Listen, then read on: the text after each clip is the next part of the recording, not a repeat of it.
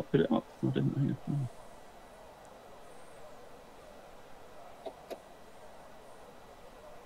Oh, I just completely didn't post that. I'm sorry. Okay. So, yeah, beginning of the start-finish straight to the start-finish line. Okay.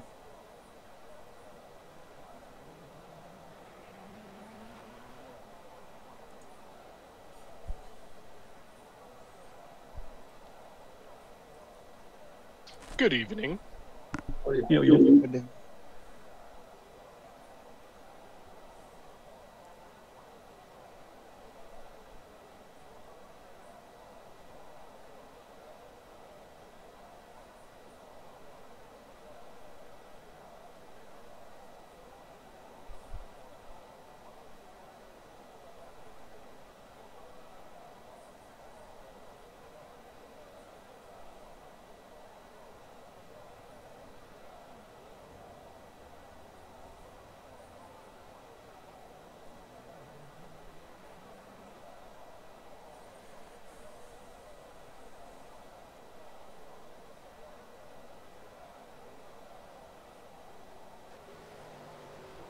Yeah, there's a bit of a delay, just because King Kodiak's going to be joining us tonight. Just 5-10 minutes. Yeah, it just needs 5-10 minutes. I am back, and I still need to sort out my pit strategy. So, Kodiak is back. Yep. Oh. So we're having a delay. So me absolutely pushing yeah. food into my face just a few minutes ago wasn't even necessary. Great. Yeah. Well, I think I should start now and get myself a head start, but you guys can start in 10 minutes. It ain't that bad.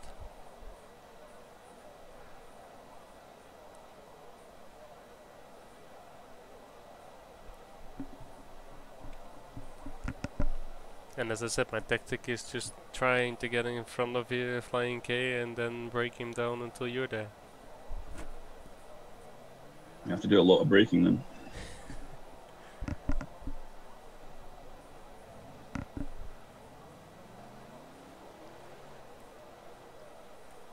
But yeah, just make sure you're familiar with the track limits in terms of the Lausanne Straight.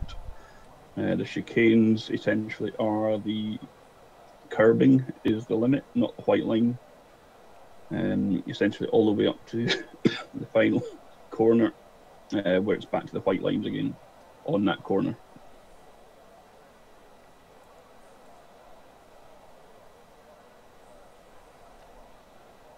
Are all assists allowed? Yeah. Okay.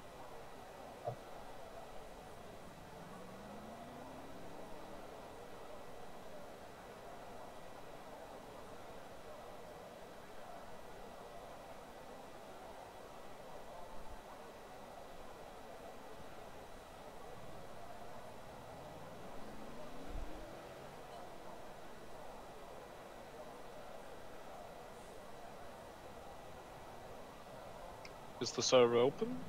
Yeah. Bless you.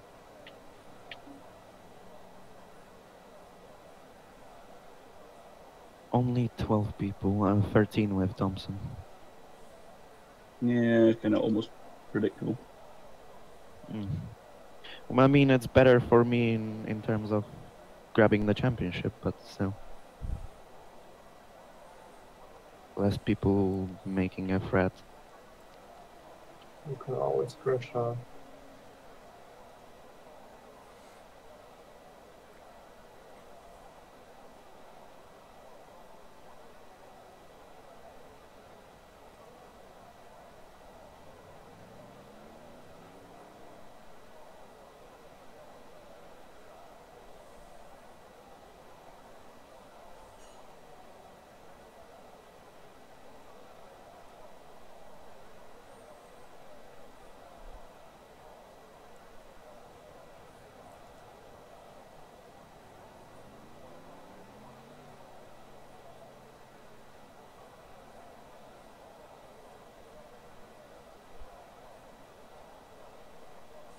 Fast draw, yeah, we're waiting for King Kodak to join back in. You'll be streaming.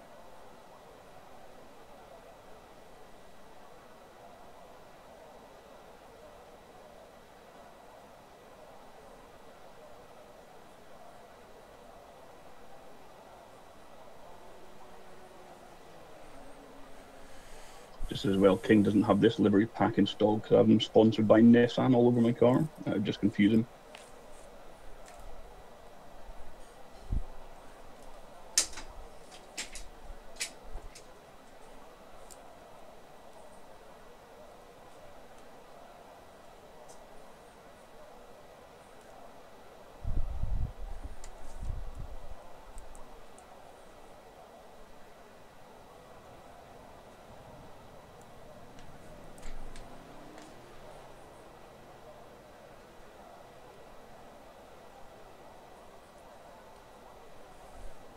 Interesting, we've had 4 different winners in 4 different races. Number 5 coming up? Who knows? Who are the winners?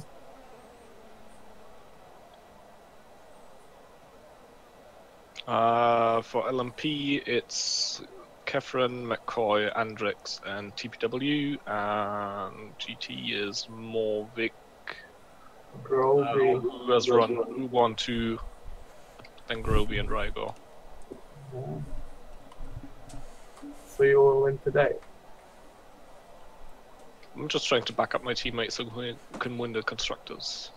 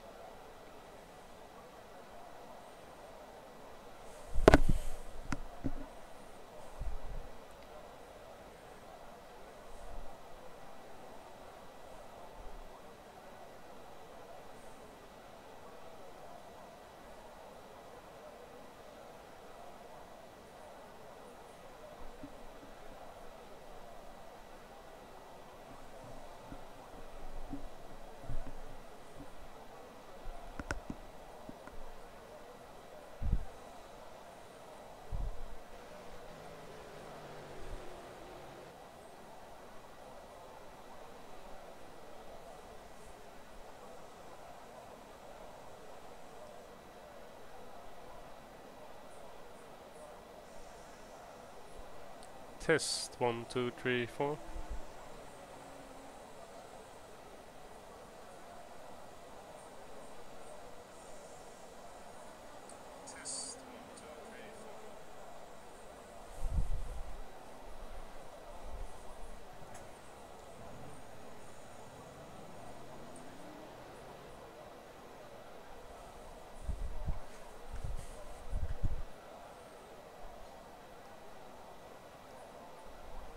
Was there a screenshot posted of the GT quality?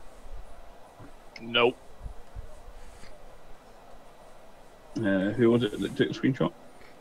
I think I did from GT quali. I'll see, but Can you chuck it up on the thread? Or link it to King? Or...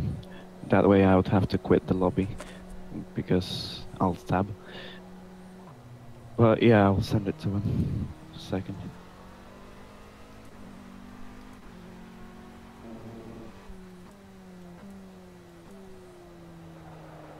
GT only? Yeah, there was only 3 people qualifying in LMP and we know the order. Oh, alright.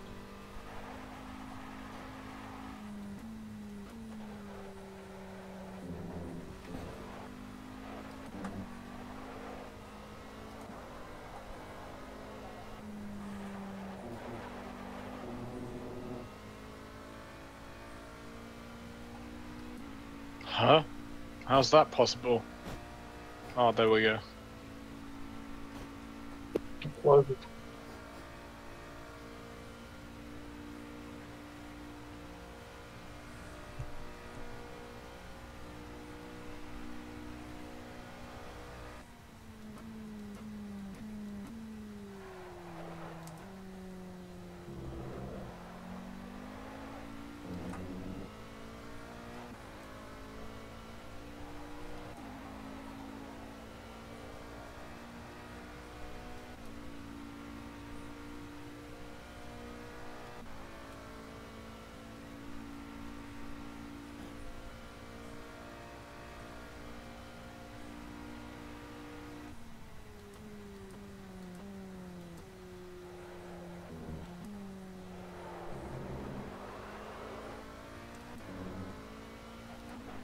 I'll rejoin in a sec.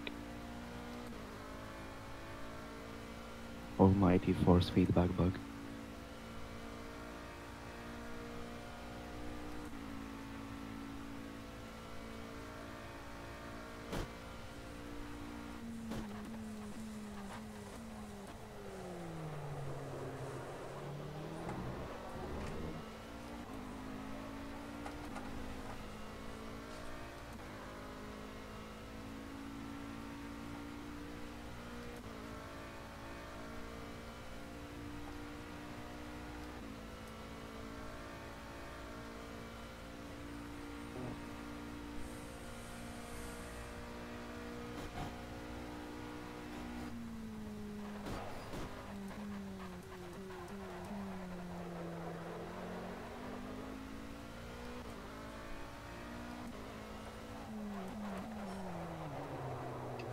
Kodiak is playing Project Cars. Mm-hmm.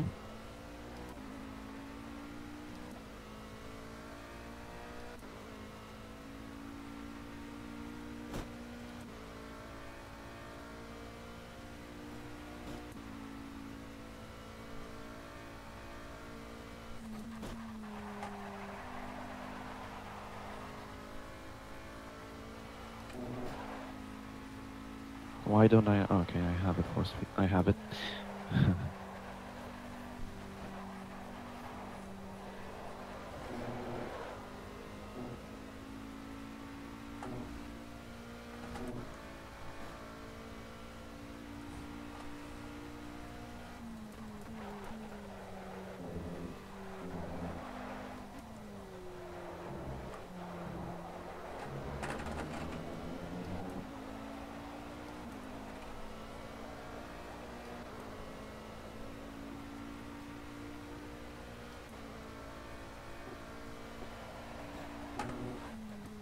Yep. The car feels as bad as in practice, so that means it's fine. Lol. Yeah.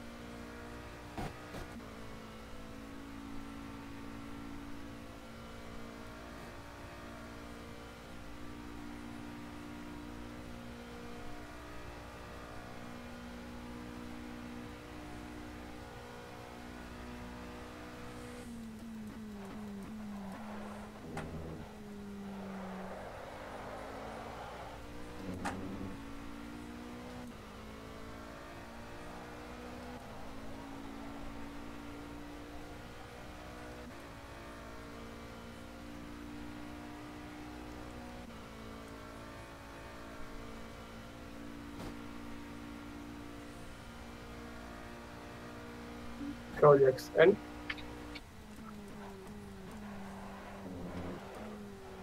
Yep. He is in the lobby.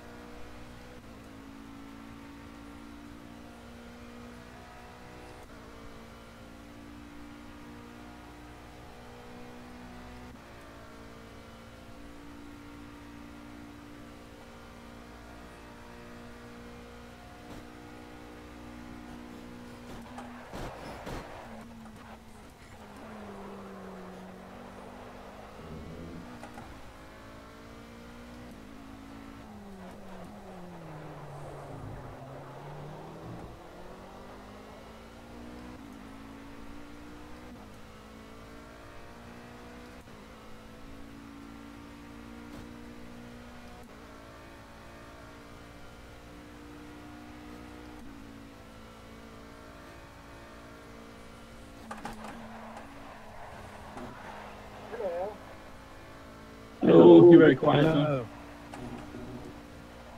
Maybe wrong mic again. Yeah, probably. You have no evidence that I've ever done that. You're back. Hello, hello, hello. Hello. How's the wifey? All good. Op went okay. She's going to be in the hospital for the next couple of days, recovering initially. My youngest is fast asleep, which was the biggest thing I was worried about for tonight. My eldest is in bed, making a lot of noise, so the youngest might not be asleep for long.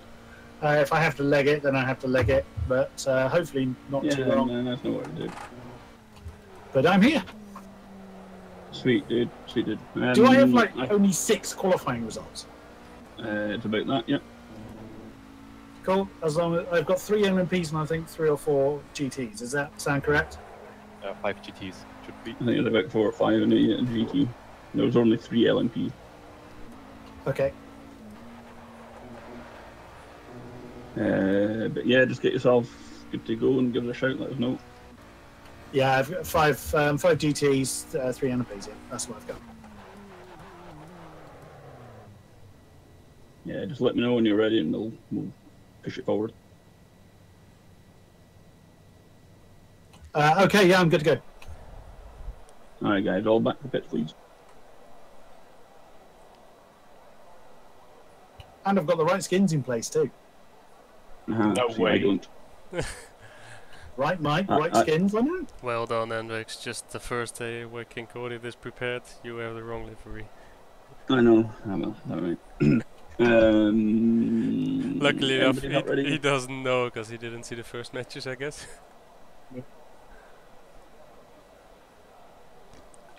I'll be right back. Everybody good to go? Who was that? Yeah. I'll be right back in 30 seconds. Alrighty, 10 guys, it's Alright. the last round of Season 2 of the World Endurance with AOR. Round 5, LeMans. It's a very tight 10 battle seconds at the already LMP2 in the front passed, with so. Flying Tick-tock, Kevin tick-tock. having the lead, about 7 points ahead. According to some calculations, I need to be number 1 and he He's needs to be 10 number seconds late 3 now. or 4 even. So I'm not gonna fight for that. I'm just gonna have a Okay, I'm nice good to go. race. And You're 15 seconds the late. No? strategy I is said a 30 2 seconds. pit stop with the first stint Ah, fuel saving, so I can Alright. get to 5 seconds 14 early. laps. Thereafter 2 Yeah, stints I'm ready. with 13 laps Would you and look at maximum that? attack. Okay. Running I figured a out why I was so slow in down the- first for this race. Last Sunday we had also a practice race which had a time progression right. of Some Sunday. times 10, and After therefore I pit ran a lot more down first during the Running night. mediums. Today the starting time is 15:00, so 3 o'clock afternoon. Warm temperatures, so good grip levels on the Okay, tires. all and good to go? therefore 0-0. Yep. Yeah, No Yeah. mediums? Okay, let's go. We're gonna start up with a warm-up lap where I need to start my fuel saving. King Kodak is our commentator, looking up on Ranger Carrot 1970 on Twitch, or King Kodak somewhere. let's do So this. I'll be passing through I the hope middle, you so enjoyed don't this block one. the middle, please.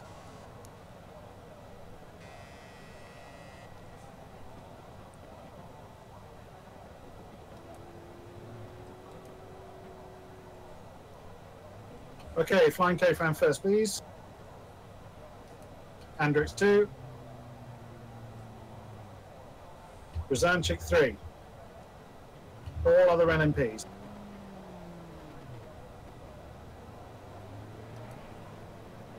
You can all go past me. K-Fan, don't come too close. I've got to swap a window over. Thanks everyone. Frank, you can go as well. Thanks.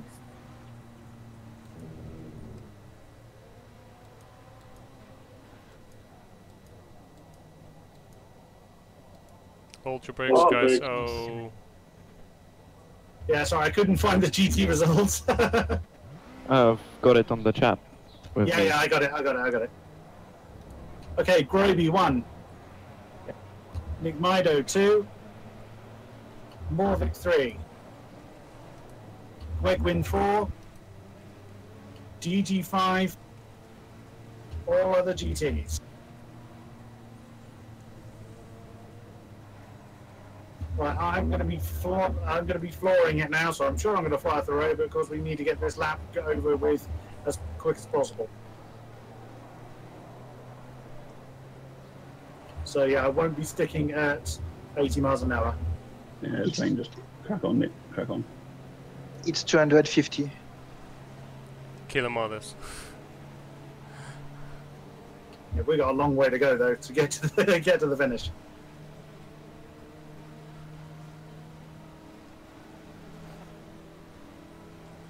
Oof.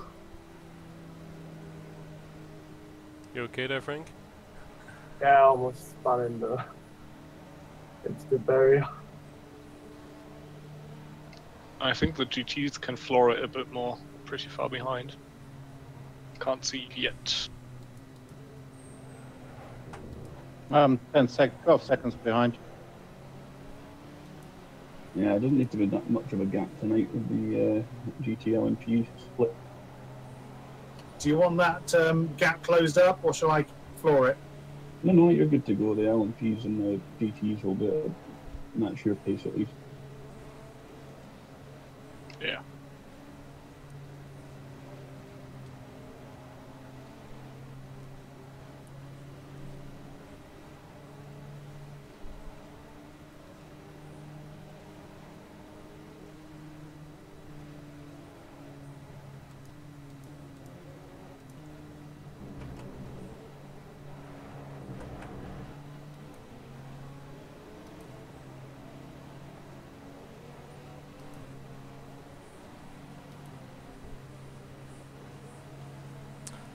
So this is the warm-up lap. I was planning to do about 2.5 liters. I've already done 1 liter, so I can make it a 14 lap this first stint. Luckily the pace currently is way slower than I trained for, so should be working out. We've got a little bit of pressure from the guy behind, so maybe time to start covering the inside line. Concerning tire temps, I will try to have them for the start ready at about 85 degrees and brake temperatures about 500. I will do this at just the tires just prior we go into the formation, and the brakes I will only do in the formation by giving gas and brakes at the same time.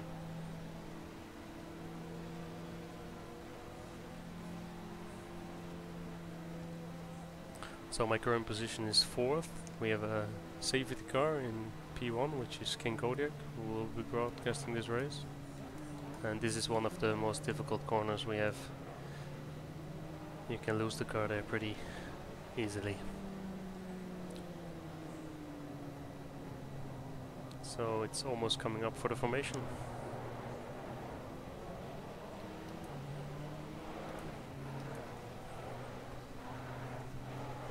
The formation point is just before the Porsche curves. It will be currently evens on the right for the LMPs, odds on the left. As you can see, it's pretty easy to warm up just take the it from your tires. leader of your class. They're already 90 degrees without the brakes hot. So here's the formation point. This guy's right on your gearbox.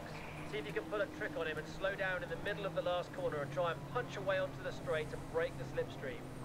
So now it's putting the gas and the brake together. I can choose. So you can see the brake temperatures are running up to 300 degrees. 400 degrees. I just want them to have about 500 before we start into the fourth chicane. Flying K-Fran, you've got the pace. So it's gonna be an easy first lap. And I only used 2 liters so far, so I should be fine on pit strategy. Good luck, everybody. Good luck for LMPs.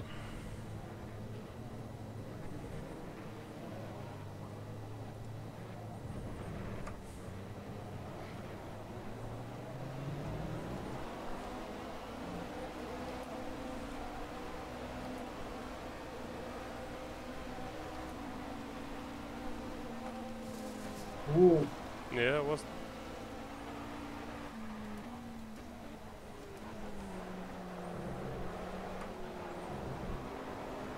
So hopefully no damage there. Good Looks luck, all good. GTs. I let you pass because I cut the corner.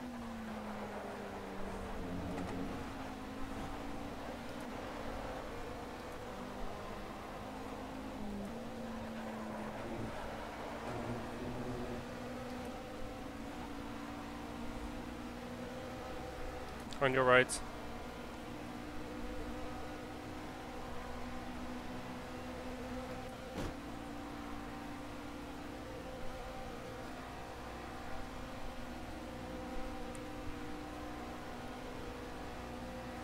Still cold brakes.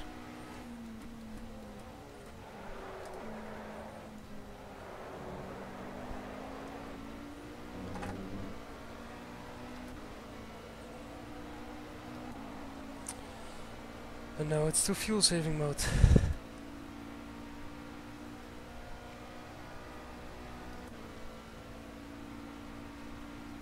I need to catch Hendrix.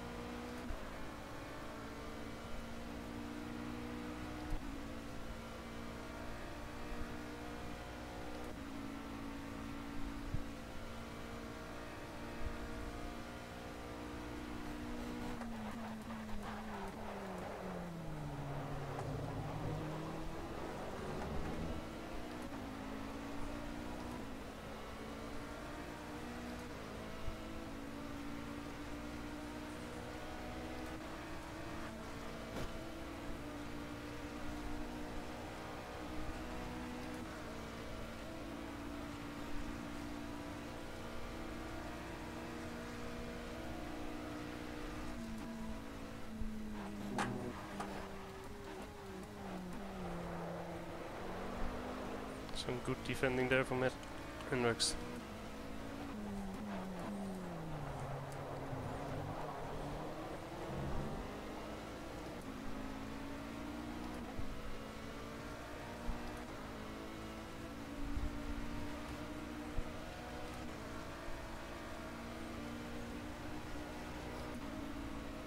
Now on you go, Colonel.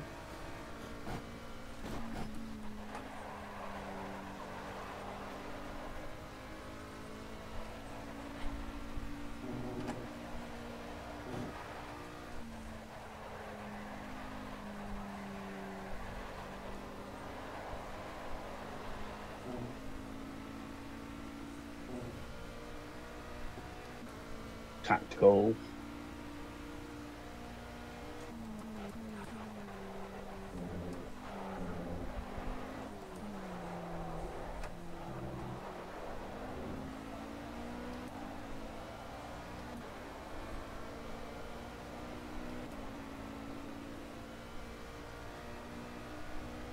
Why is there someone sitting on the pit straight? Who is this? No, There wasn't anyone there for me. Which side of the track? Left side. Got it.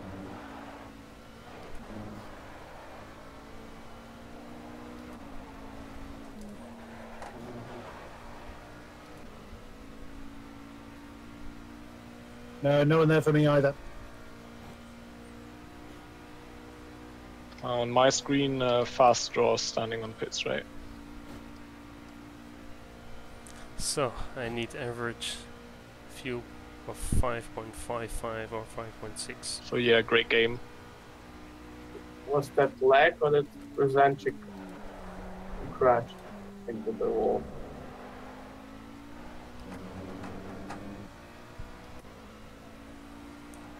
Also what I no need idea. is to get as close Anyway, as possible still to flying TV. K-front, because I can start my fuel saving if I'm closer Yeah, to anyway, him. he's out of the race.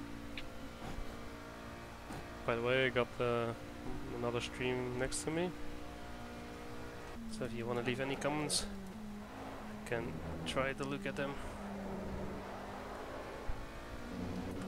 in the chat. But as you can see, you need a lot of concentration to keep this car going safe and fast.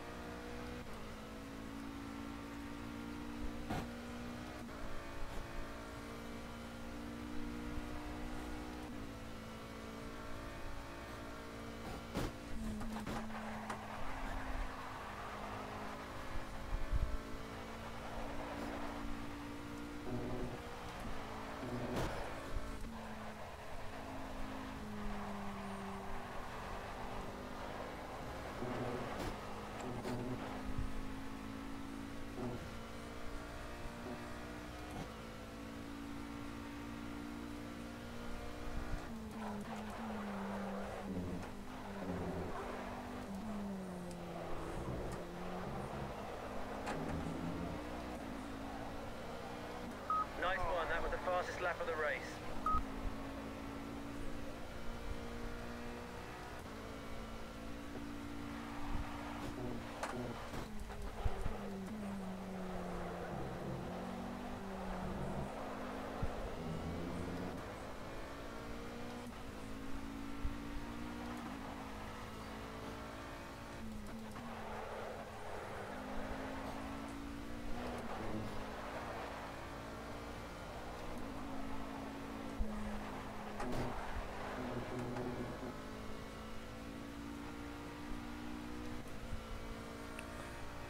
So yeah, last lap, 5.67 liters, which is too much.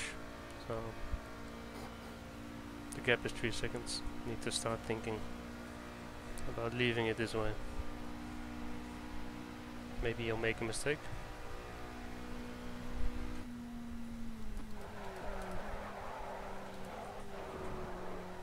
Like I did just now.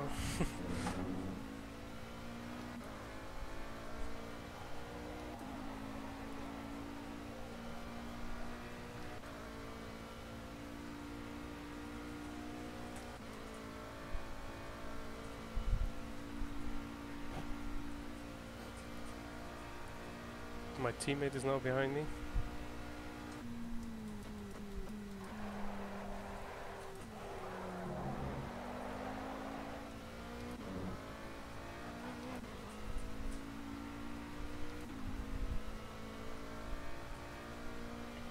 So from practice I know I can do a 5.3 liter lap with a maximum fuel saving and can still do some good times.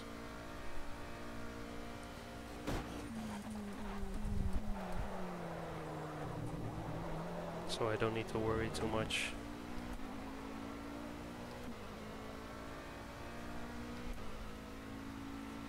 It was just a little bit too much on the curb. Shouldn't do that over the course of the race because it will be too much of cutting. Maybe 2 wheels just on the white line. I'd rather have them inside of the track if my handbrakes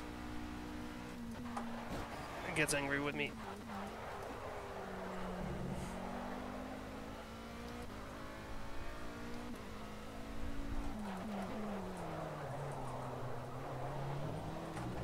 That's really, oh no, it's just a difficult corner. You want to brake as late as possible to don't lose time, but if you brake too late, you'll lose the time.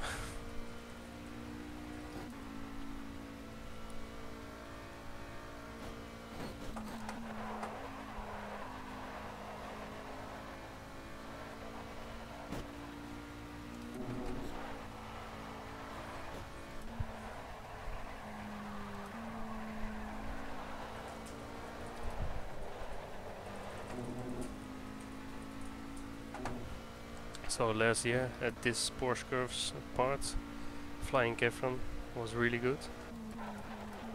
I don't know if he is this year because he's driving a different car this year.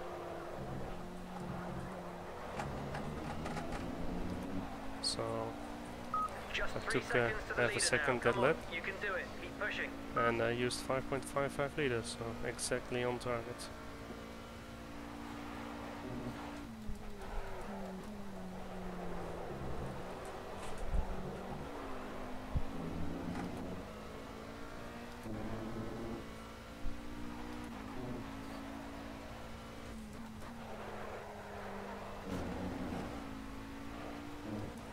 Fastest way to get through this corner is shifting down, but that will also costs you some fuel. That's why I try to leave it in 4th gear for this stint. I'm also shifting up at the green lights. Normally I would let them go up to the yellow.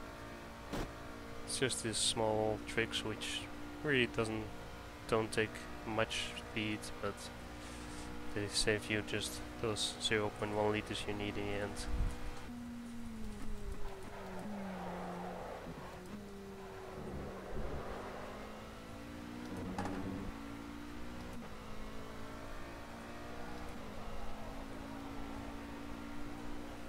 So yeah, the plan was to try to make life as hard as possible for flying Kefron and back him up into Andrex, who's behind me, but the gap is already 10 seconds, so this is gonna be hard.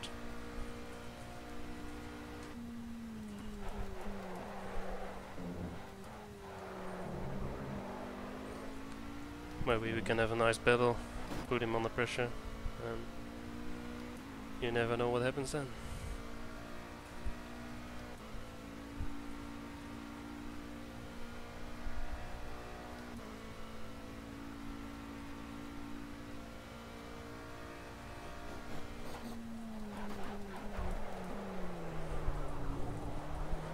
That's the way I want to take it.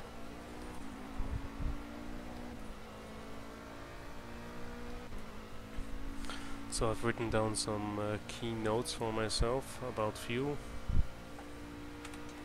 At about 34 liters, I know how my basis is for the last few reps, and then I know can push or not.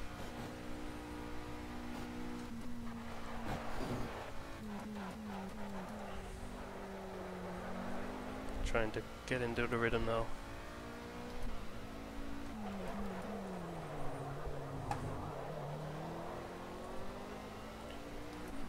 Get some stable lap times in.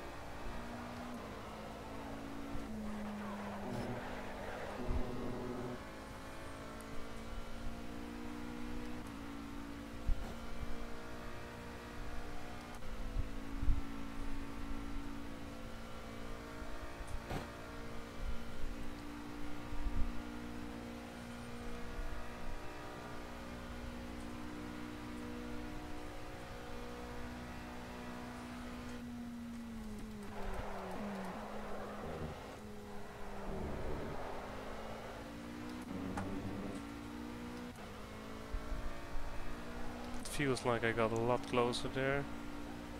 Gap is now 3 seconds, so yeah, 3/10 up on my own best.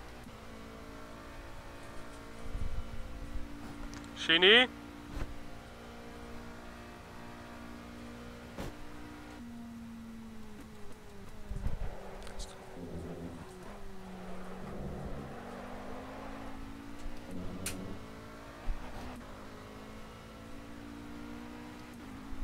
Danke.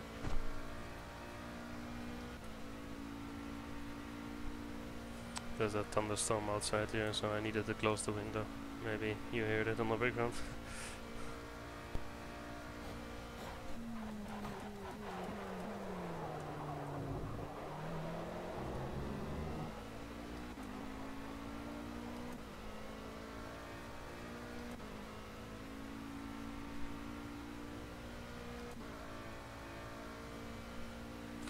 In terms of tire wear, it looks like this race, because I'm not attacking, I can double stint my first laps, which would immensely help me in the end.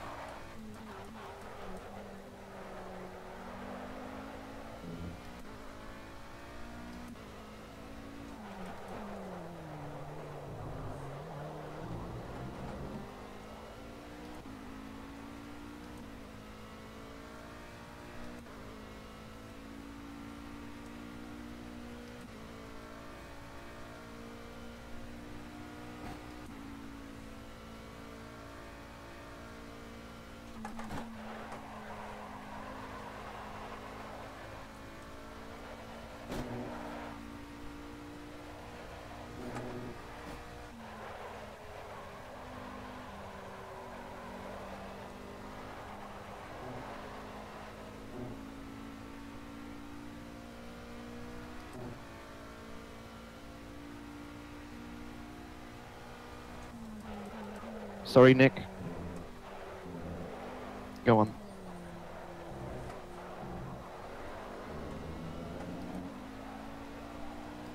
You're in great shape. Try and carry as much speed as you can through the Porsche curves and get the optimum lap time.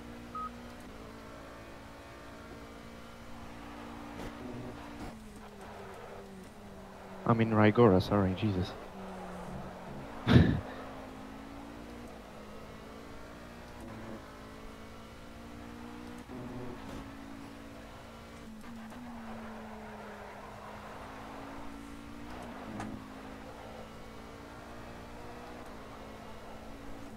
You actually saved me from spinning.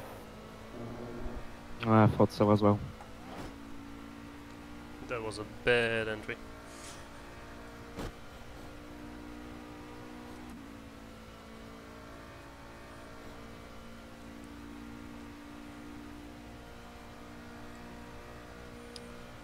So next time around, if I have about 39.7 liters.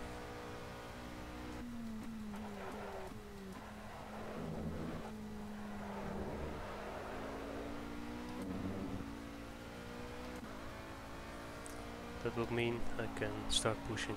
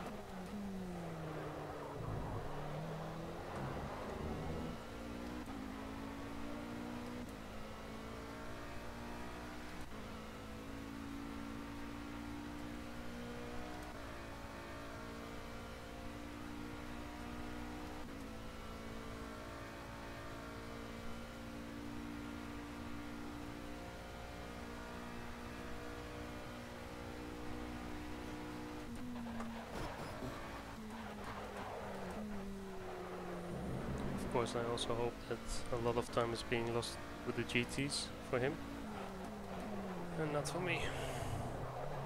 But you cannot choose it, it's random. Of course it's a good fuel saving strategy as well, so with the 5.58 lap last round, I think I can start pushing the next laps.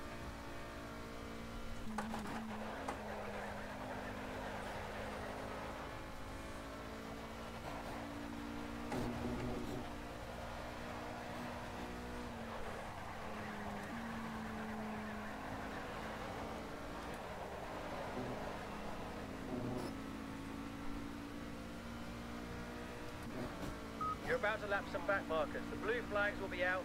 Look for any chance to take the lead if he gets caught up.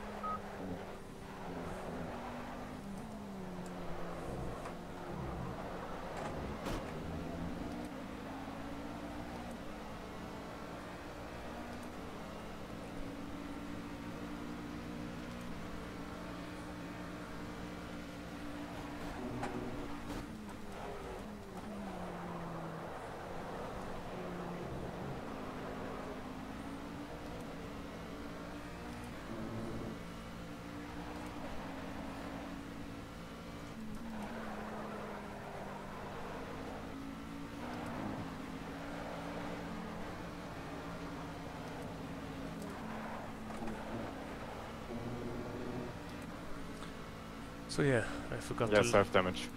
look at the leaders over that finish, which should have been 39.7 around, but it looks pretty close, so next lap around, 34 leaders left, and I will make it.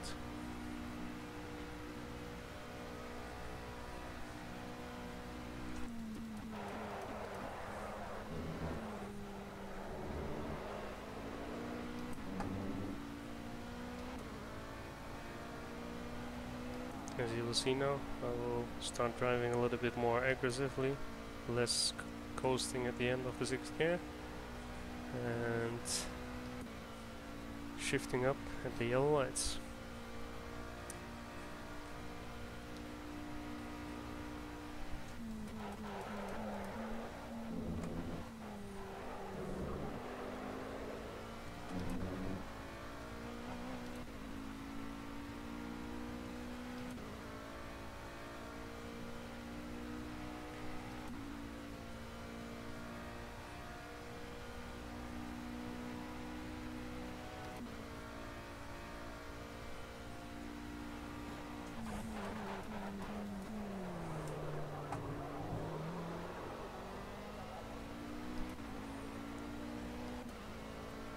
So this is the worst place to get a GT car. The flying Catherine in front of me probably will overtake him before entering the next corner combinations. I'll probably get him into an arch if I'm lucky.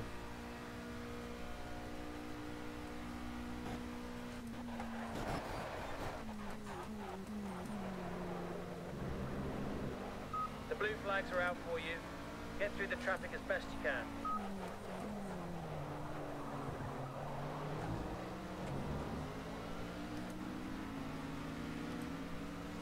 So we probably both didn't lose any time there.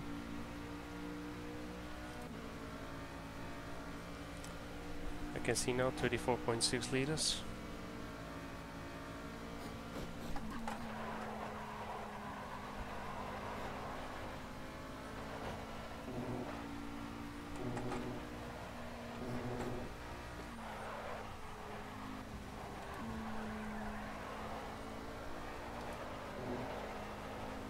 .34.0 now, so I need to do some fuel saving, but really just a minor.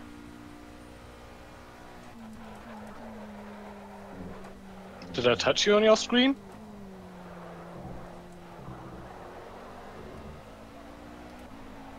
That was weird. So half a liter on 5 laps is nothing.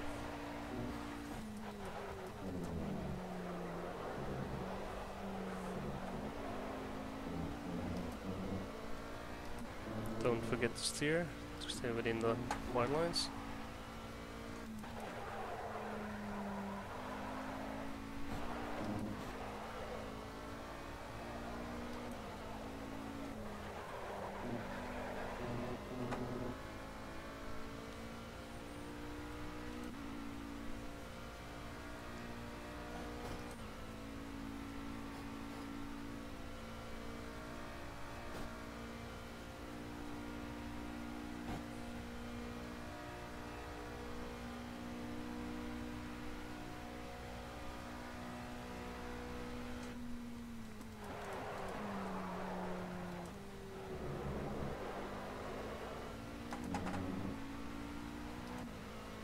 thanks.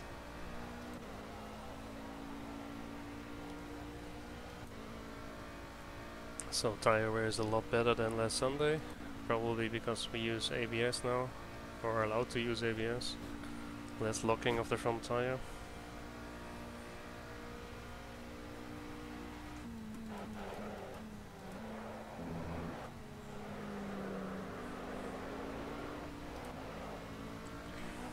Get a nice tow now from Dangerous Unetta, one of my former teammates in one of the cup seasons.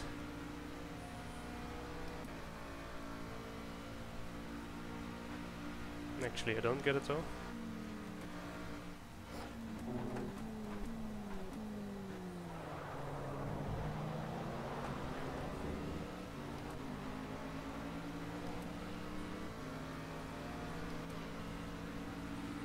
It was just too far away, and that Mercedes has a great top speed. So yeah, lost at least half a second there. But this is an endurance race, so...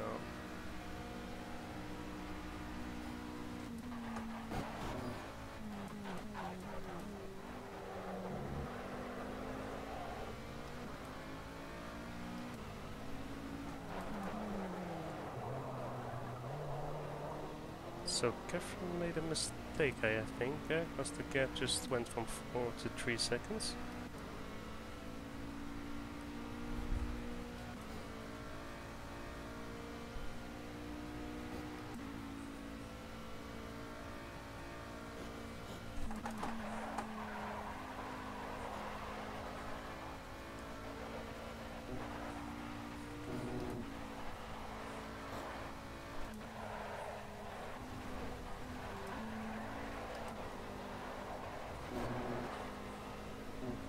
Now it's 1.5 seconds, so this is gonna be nice. He's going into the pit already. Okay, this is a big surprise. So he has my backup strategy, which is driving 3 times 10 laps. And that way he will not see me on track and we probably won't fight. That's unfortunate. Because I cannot try to back him up, and this way he will definitely make it second place and win the championship. Clever bastard.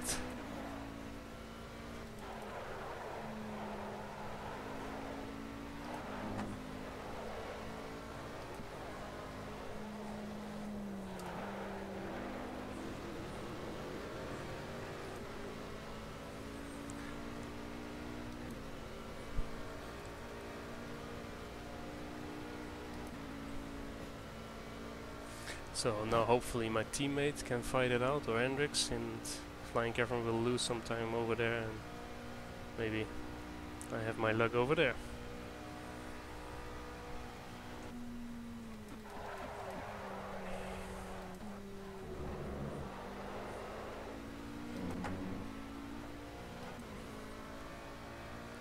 So yeah, last Sunday we had a crossover event between RSR, AOR, PRD and ART, which had real driving aids, which means for this car only traction control. And let's put it this way, with ABS and stability control you can really throw the car around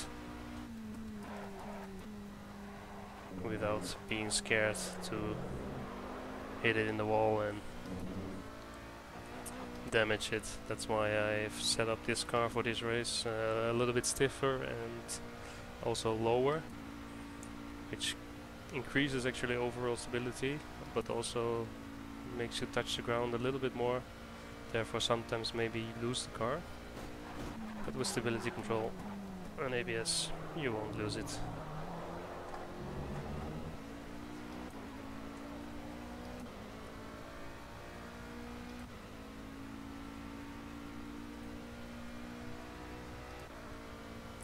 So next lap around, I've calculated that I have to have 22.8 liters fuel left.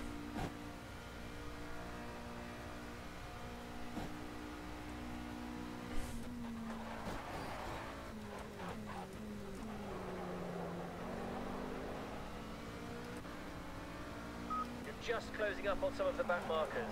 Let's get by without any drama. Come on, keep focused and slide by.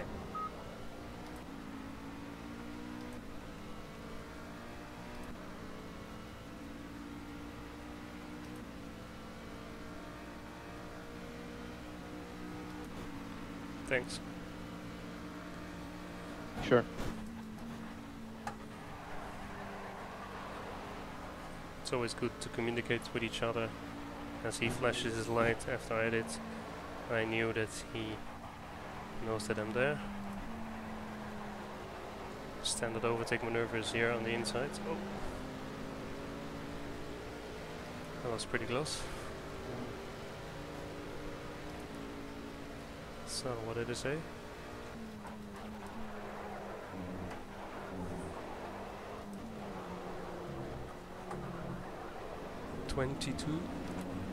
.8 liters, 22.5. So yeah, if I continue like this, I will save those 0.3 liters easily.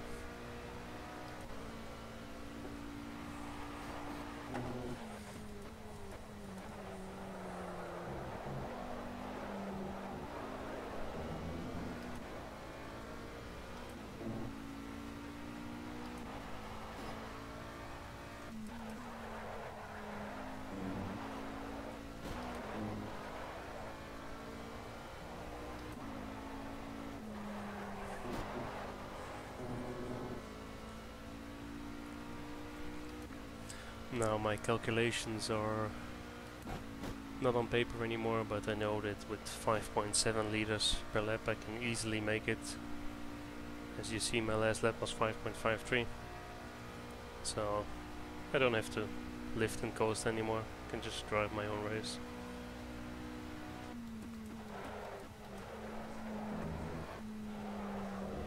Colonel, this is looking good. No, it isn't.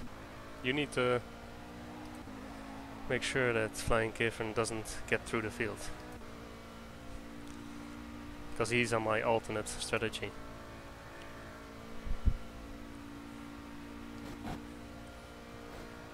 I'm gonna be fine with plan A. Multi 21? Definitely. So yeah, behind me is AOR Thompson, which is my teammate. We're running for the team win in this constructor championship, and it's looking really good for us.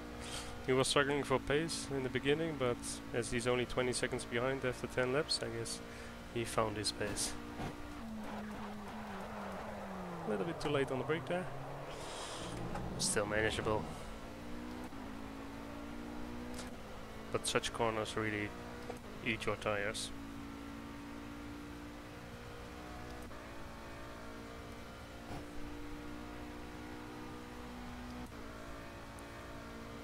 Right.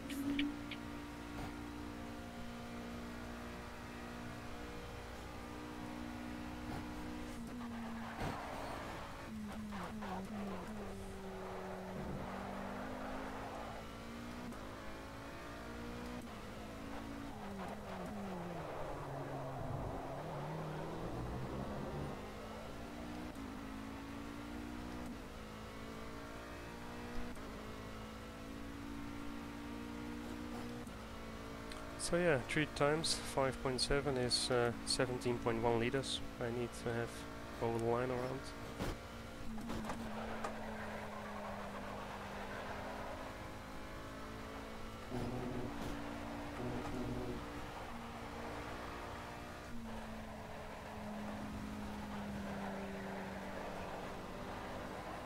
You're about to lap some back markers. We really want to get past here with minimal fuss. I can save some fuel here because I need to stay behind him. So just lift, brake, let it run.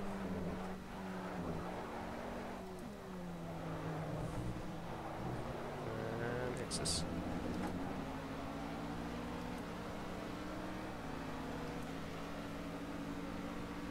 .8.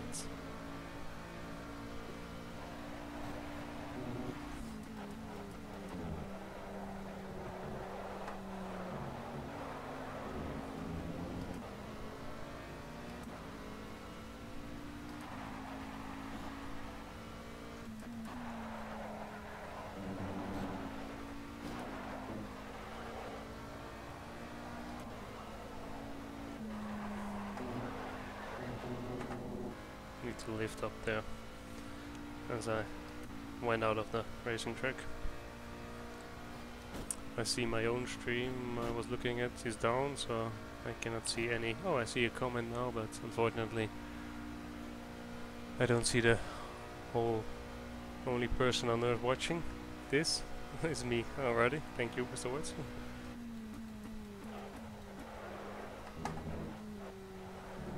I guess I don't have enough subscribers yet to call this anything at all.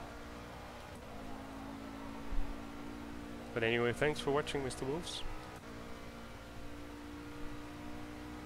Try to refresh my YouTube for myself.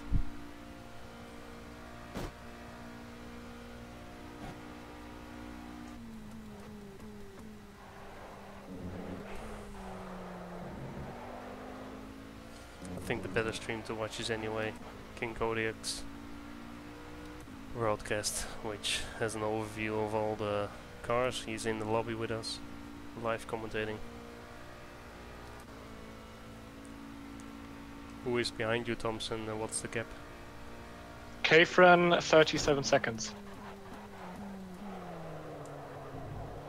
And he seems to be slower than you.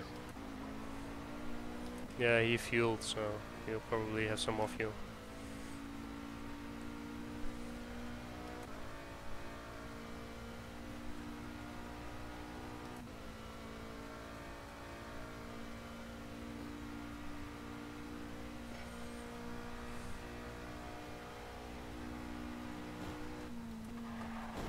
Gregwin's in the wall.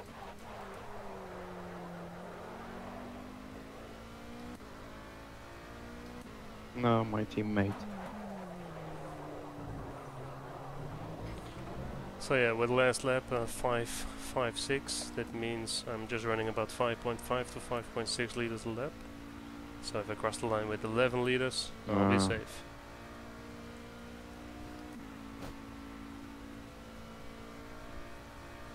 Unlucky, Greg. Yeah.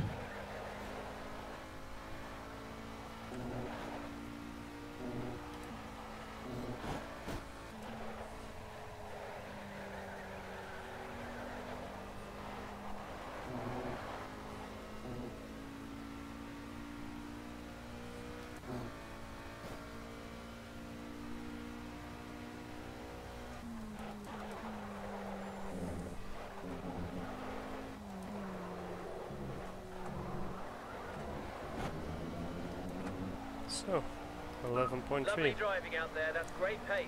We're building a good clean gap to second place now. Keep up the good work.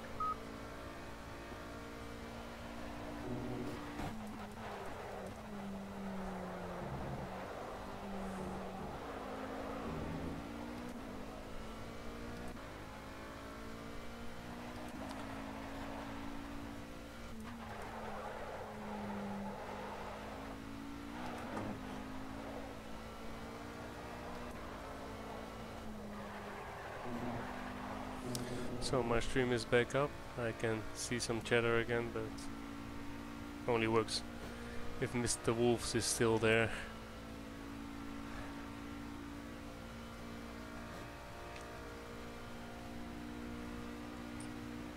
So this was some vital information my teammate gave me. Flying Kefren, my competitor, is 37 seconds behind him, which means for me that since he will make anyway another stop, I will get fuels and tires. I will not use the double stint now. At the moment at 22 tire wear, so this would increase close to 50, which is about the limit for a nice grip.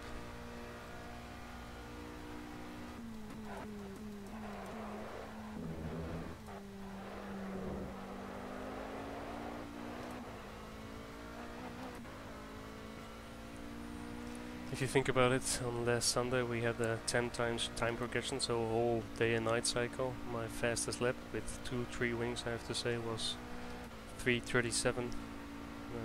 I'm already way faster with downforce on 0-0.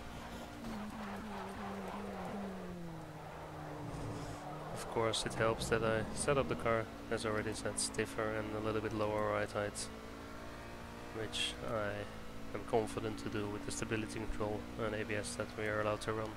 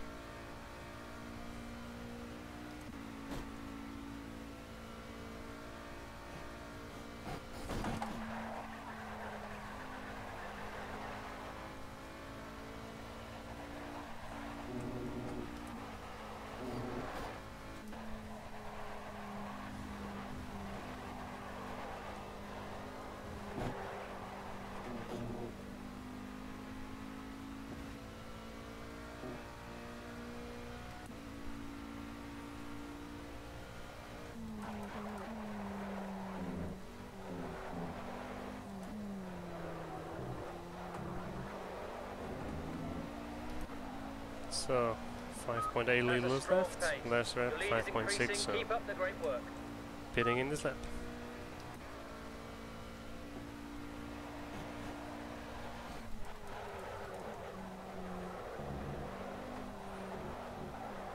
Oh, you see there that I don't went on the gas immediately, just to give back the time I might have won.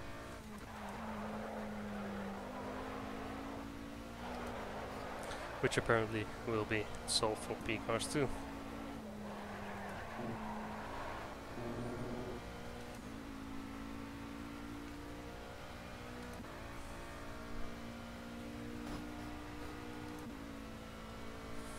So yeah, engine temperatures 101 on the water. The ambient temperature is decreasing. I've got about 10 engine damage, so no problems there. Of course, because I'm fuel saving, I'm saving my engine as well a little bit.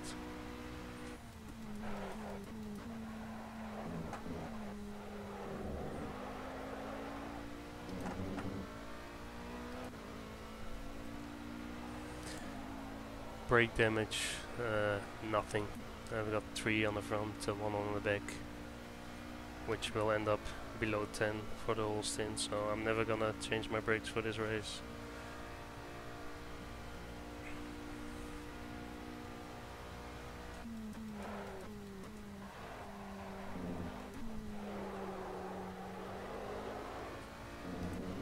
The rear gets a little bit unstable with a low fuel tank.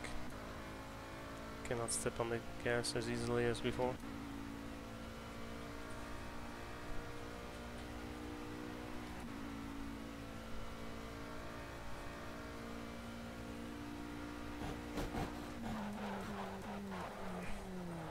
Therefore it's a lot easier to brake.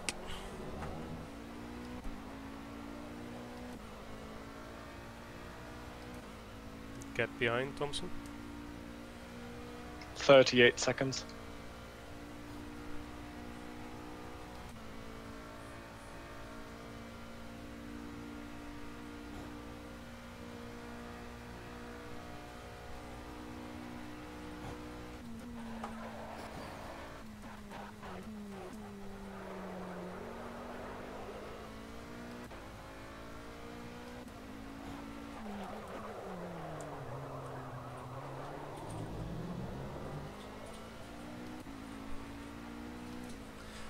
So, one of the most difficult thing during endurance races like this, even on the computer, is what you never train, and that is the pit entry. If you watched some of my videos before, you will see the most hilarious crashes, especially last time with Bathurst, where there's a nice kink. LeMans pit entry isn't so difficult, it just has a first gear chicane as well, which you don't have to take too fast. So let's don't do that.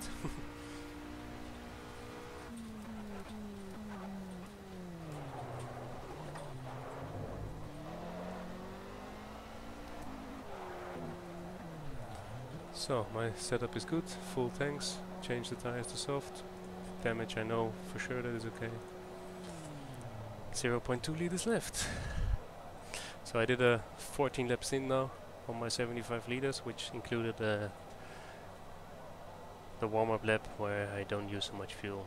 I can now go full out because with 26 laps to go I can use a little bit more fuel, as I only have to cover 13 laps of racing with the same amount of fuel. 4 people watching. Thank you guys. I hope you're enjoying a little bit. I will try to have some time to look in the chat. It's my first race actually that I'm streaming and commentating, of course, in the meanwhile as well, because otherwise it would be way too boring for you guys. Just see me racing and shut up. Anyway, Flying Kefren is behind me. He's 9 seconds behind me, at least he was. I'm afraid he's still behind me. It's gonna be close! We could do with a bigger gap to second. Your pace is consistent, just need to push.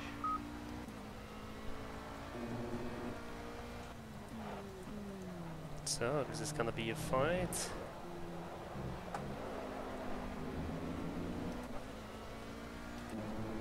Three tenths. He's in front.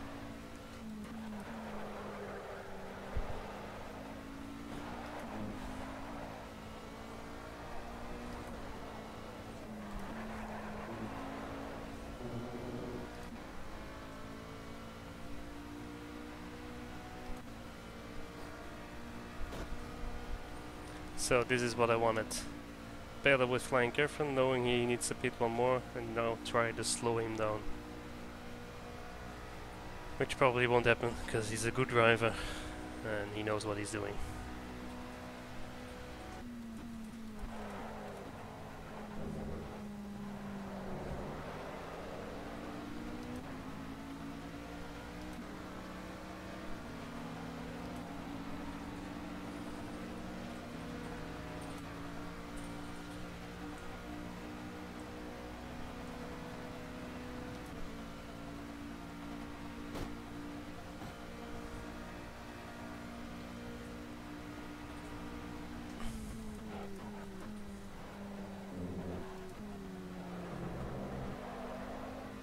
Exiting pits. It's great. So now it's trying to not set too fast lap times without him able to overtake me.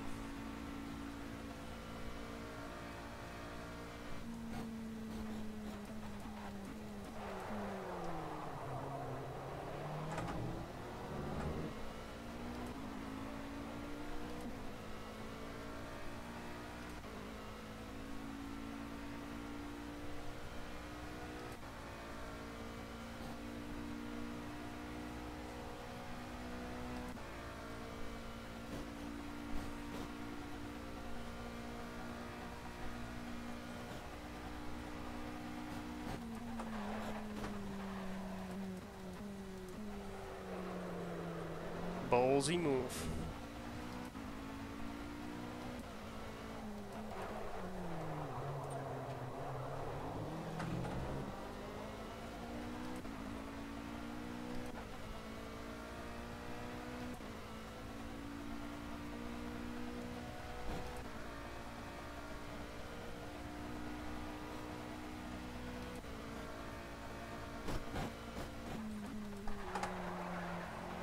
Well done, you're into the lead. Keep it up, keep it up.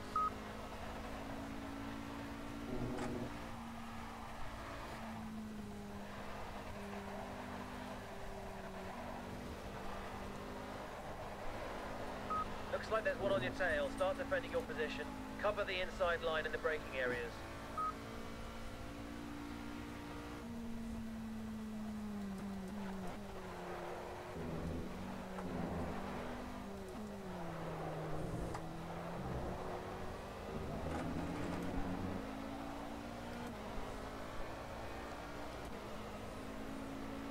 So, 441.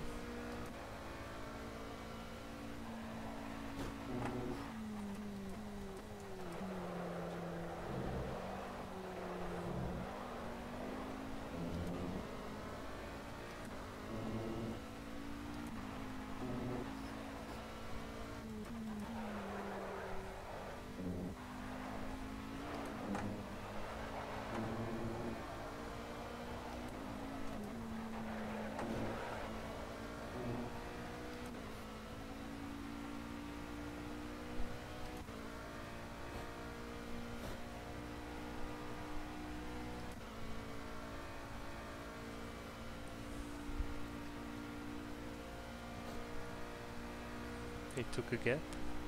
That's okay. I'm not gonna rush.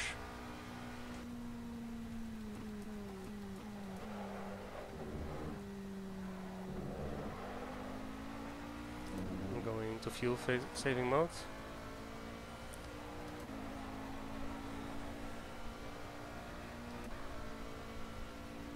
You're leading by 1 second. Try and extend the gap. As I don't want to extend this gap. I want to push Flying Kevin back into the P3.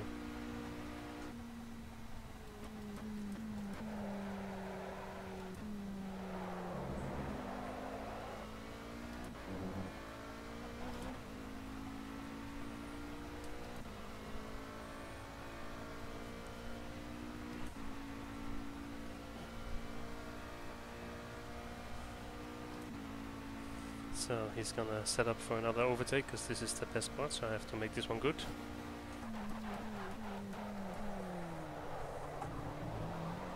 Early on the throttles. He got a nice run at me as well again.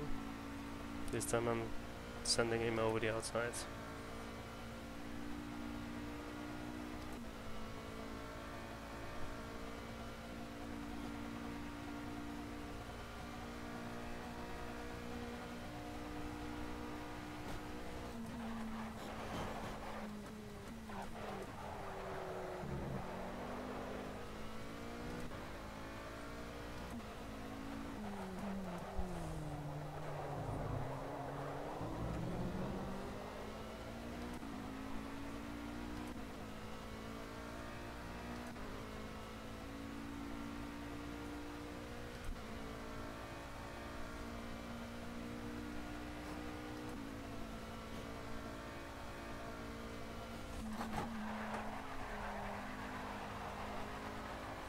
Porsche curve is the place where you definitely cannot overtake, so I'll take it easy here.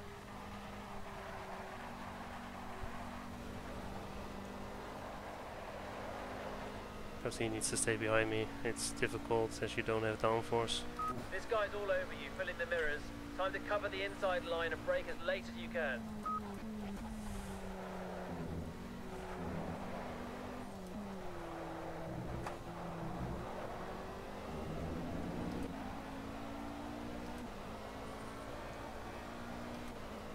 What are your lap times, Thompson?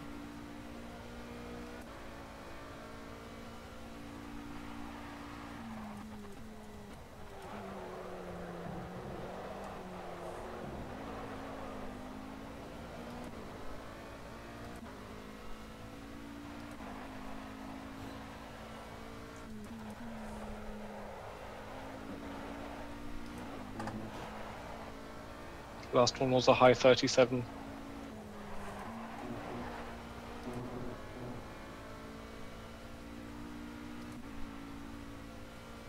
Where is DG, by the way?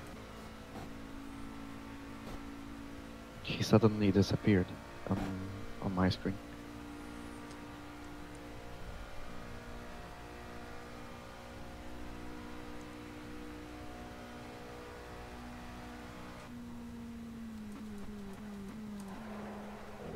Back bunkers ahead. You're about to lap them. Get past quick and clean. Okay.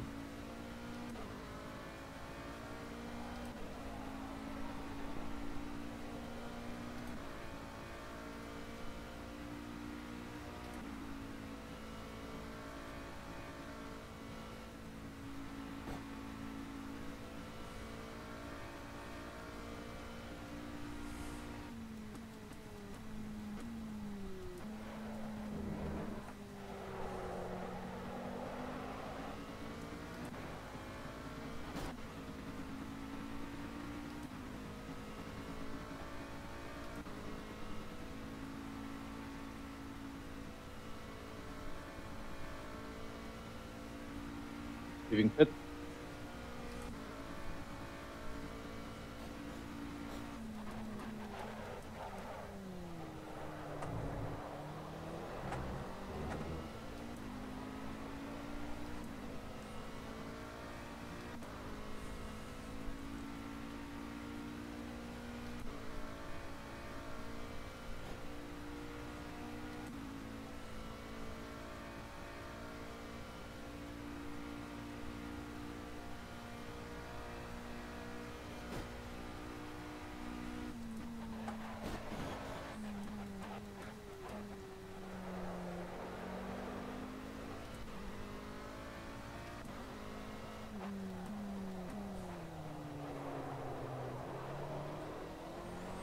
So guys, if you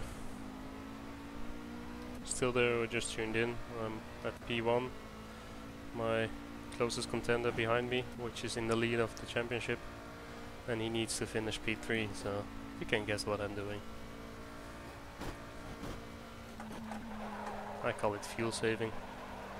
Saving my tires. Having fun. Fuck.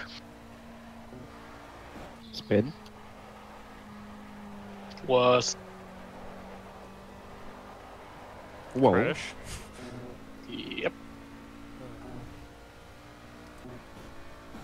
Unlucky. No, just being an idiot.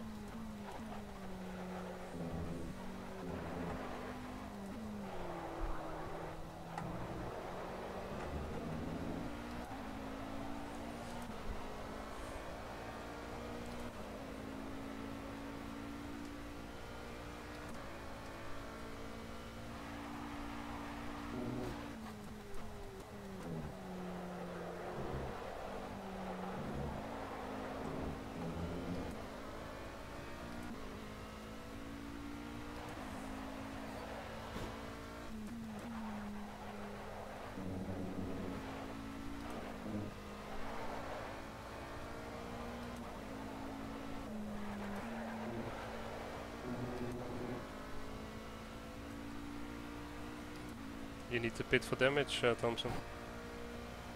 What the fuck do I know? I don't know how much damage affects my pace. Aero damage shouldn't do too much at LeMans, it'll be low down force anyway, so if you've got suspension damage, then maybe. No.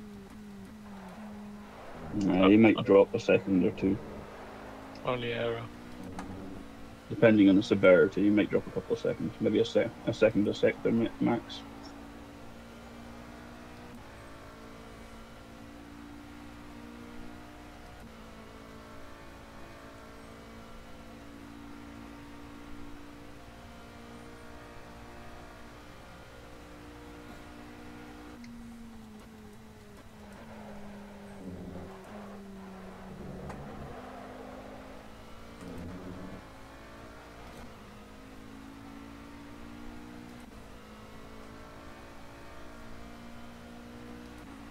So, Plankervin probably is gonna launch another attack.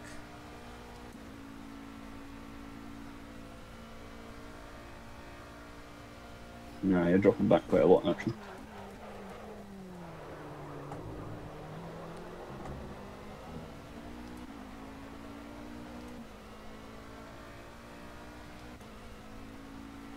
And he's closer than before. So, as we said before, he's gonna have to take the outside.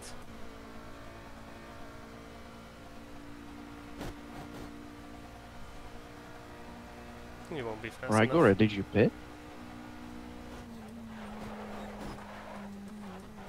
Yes. What?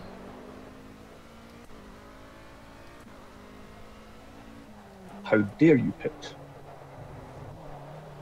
I mean, he's like 30 seconds ahead of me. And I pitted as well. Well, the gap was 4 seconds before the pit stop. Be the Vettel at Monaco. Maybe he pays his pit crew more than you do. I don't know.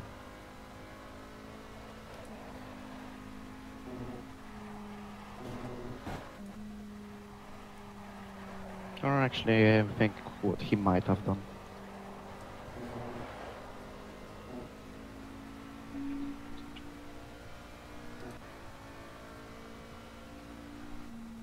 Groby was the gap. 11 seconds. Okay.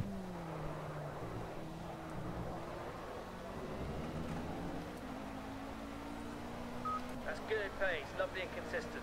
Let's try and fill the gap, push out some strong laps.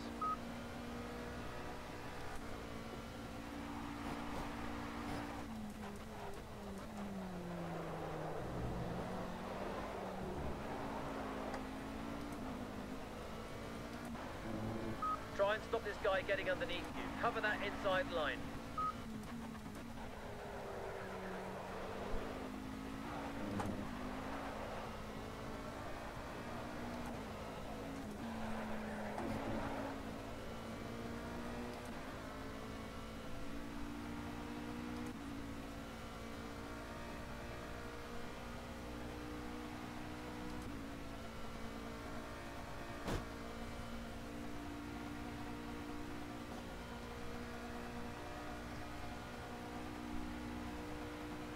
You cannot change the line 3 times like that.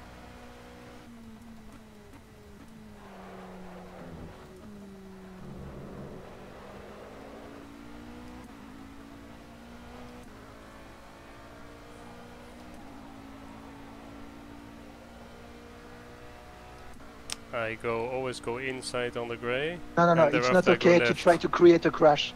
No, it's not the first time.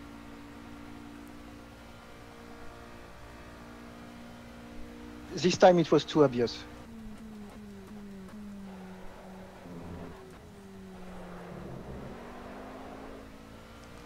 I tried to get you in my slipstream on the wrong part of the track and then change to the right side for myself.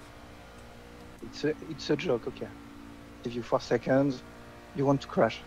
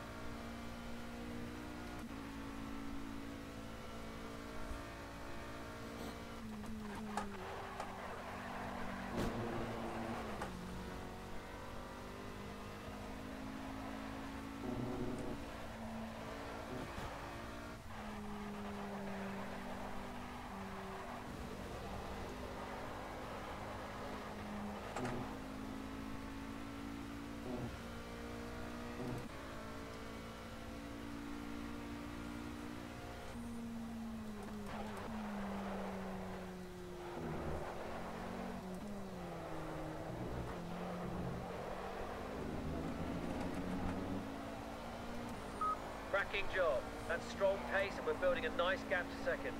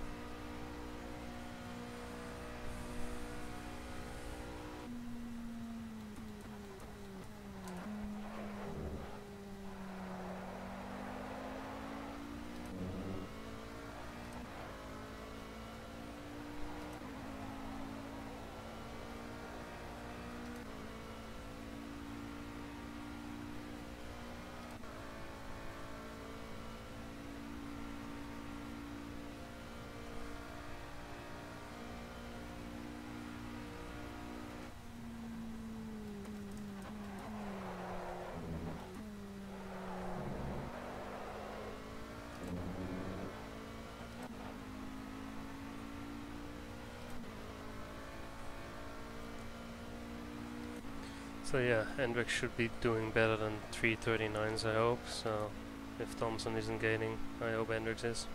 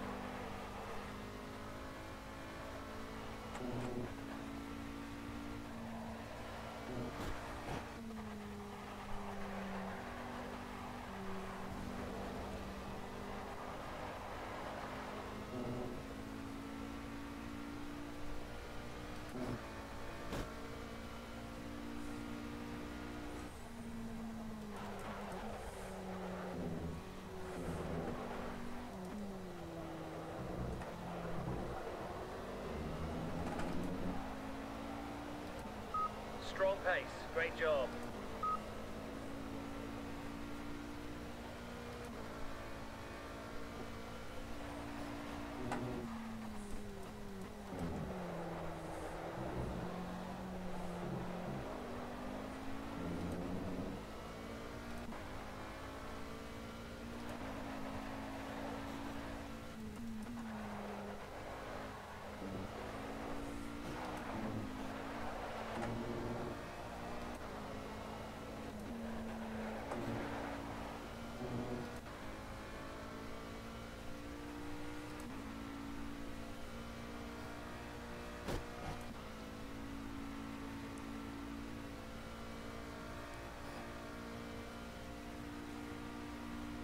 That's about half race distance, guys. If everybody would like to stop for oranges and let me carry on, that would be fantastic.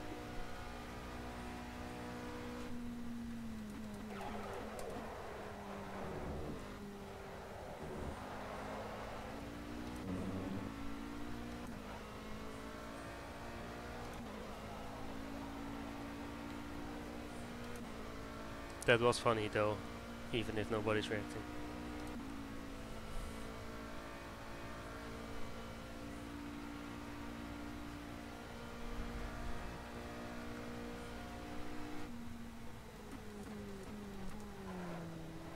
Screen freeze of nearly death.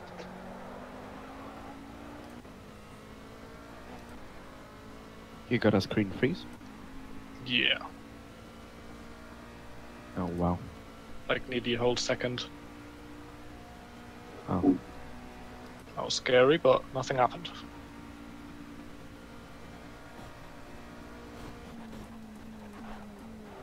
Yeah, you actually stopped on stream as well.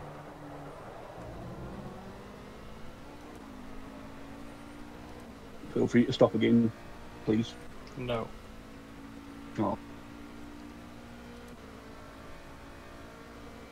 You're about to pass the back markers.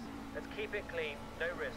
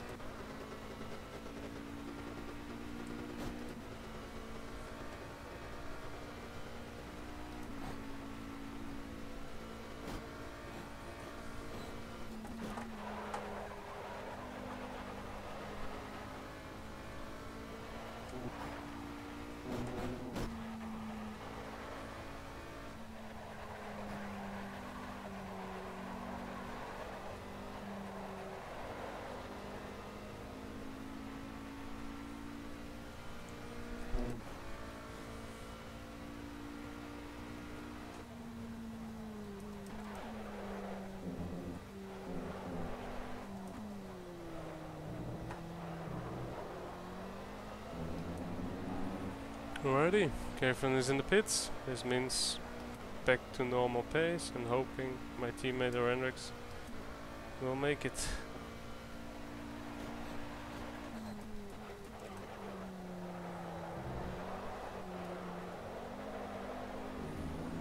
So it's 3:38 steady. Let's see what those tires still have.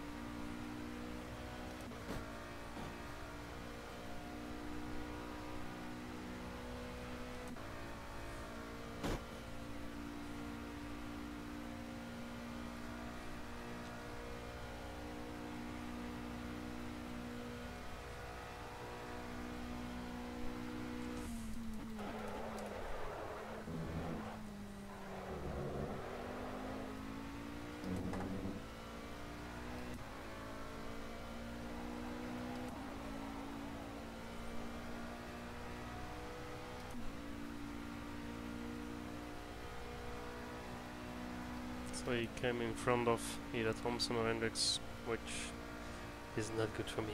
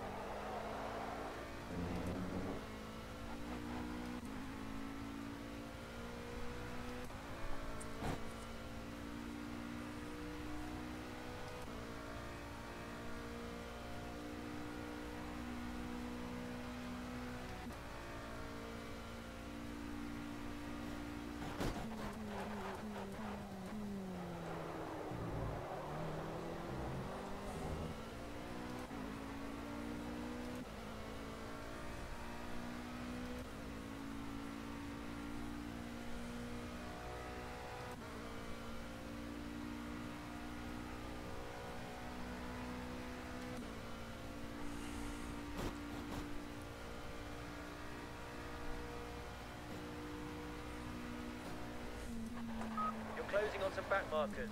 Watch out for the twitchy ones. Keep it clean and slide past. Alright, Gora.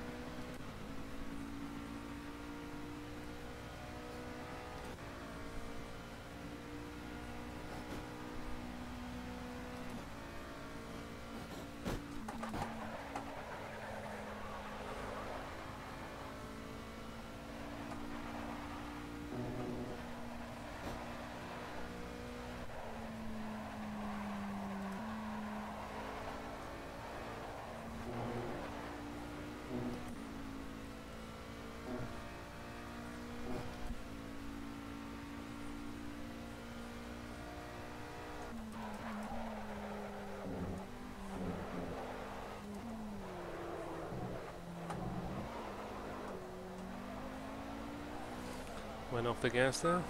Great work out there. Pace is really strong. We're pulling a good gap to second.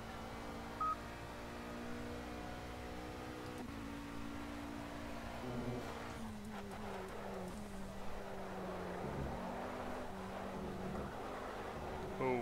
Oh crap. No grip. What?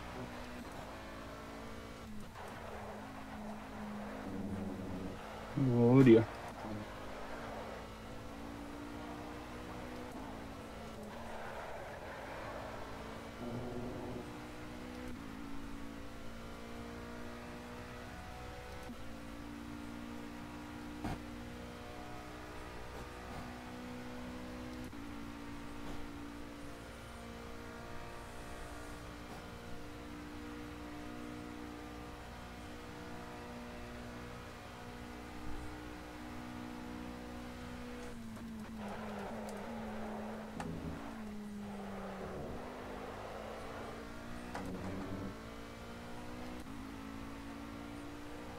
Ooh. And now what happened to Groby?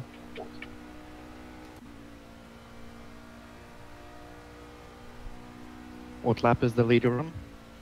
22, 23, 23.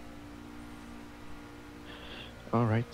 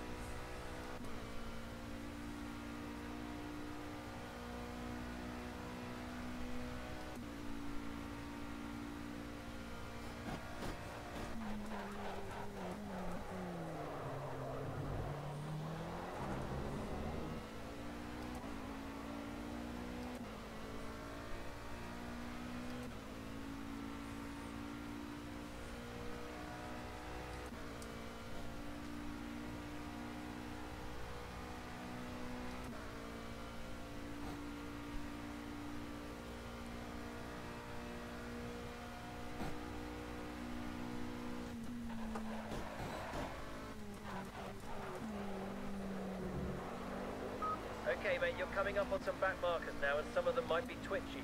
Keep it clean and get by without losing any time.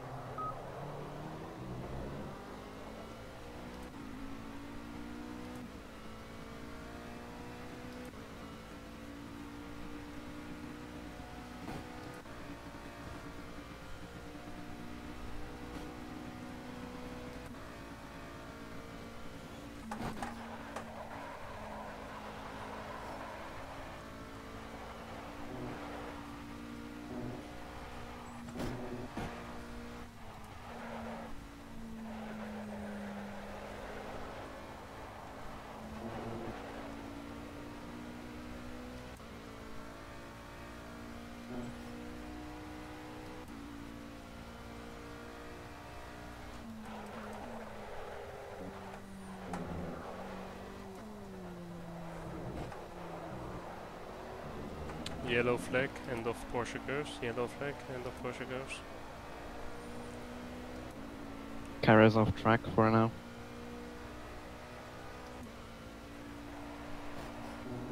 But be careful anyway.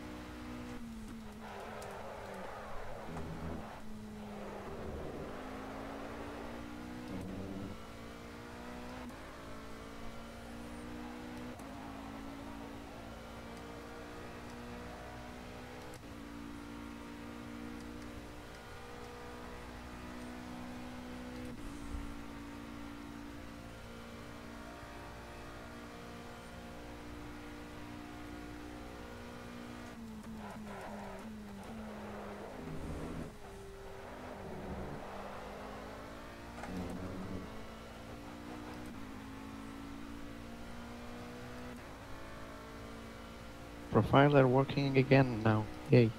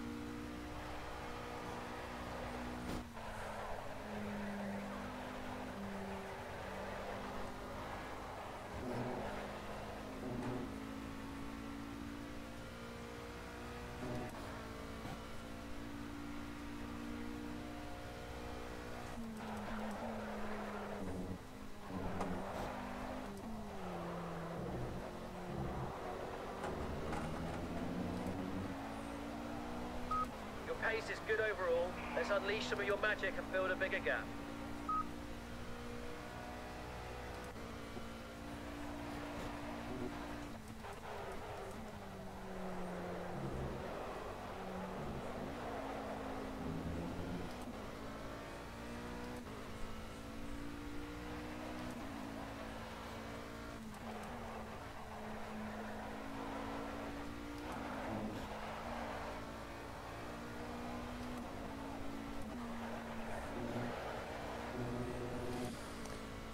So yeah, status update.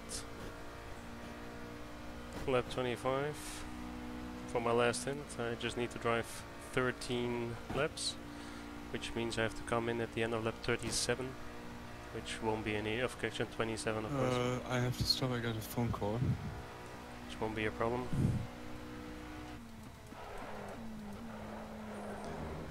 Flying Catherine, the guy behind me, has made 2 pit stops already, which is 1 more than me. We would come into a fight again together as soon as I take full fuel and tires. I don't need to take the tires. But on the other hand, I know that Catherine needs to stop again. So, if I don't make any mistake, I should be fine for P1, which unfortunately doesn't help me for the championship. Flying Catherine Well played. is in P2. Oh, and he now has a little bit of delay, which you never know what happens. He said well played on the TeamSpeak, which maybe means it was a GT car, because I guess there's nobody close to him. Yeah, the question is if I take fuel and tires and then try to fight with, or actually back up again flying Catherine, but I think it's futile, so probably I'll just go for a big win.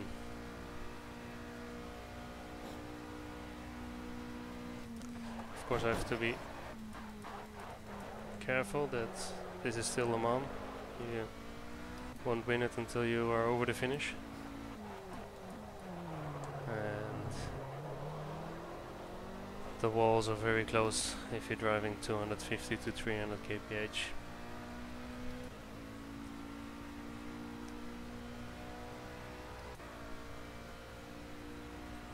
Turn up today with 13 drivers. Number 14 is our commentator, King Kodiak, who you can see on his own Twitch channel, Ranger Carrot, I think it's 1970.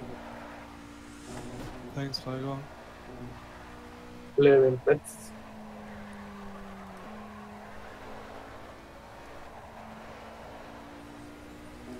Yeah, not much of a show up, but also with 30 people, this server on LeMans is... the track is just too big.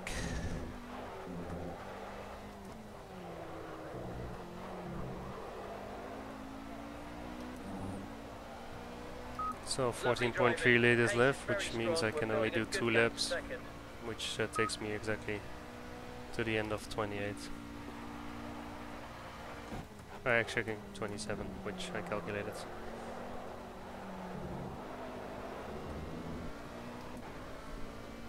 Find out with these back markers, they're having some mega battles, just take care. So number 13 and 12 together, which are fighting for position, just staying back. And then overtaking them.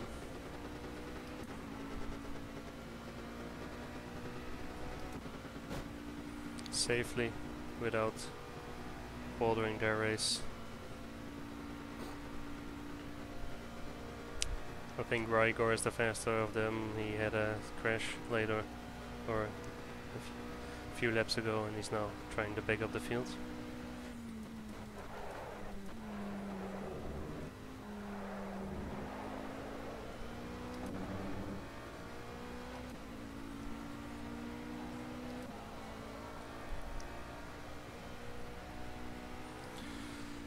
So yeah, 2 more laps to go. Tire wear is at 19, so I can easily do the double stint. Take this home safe.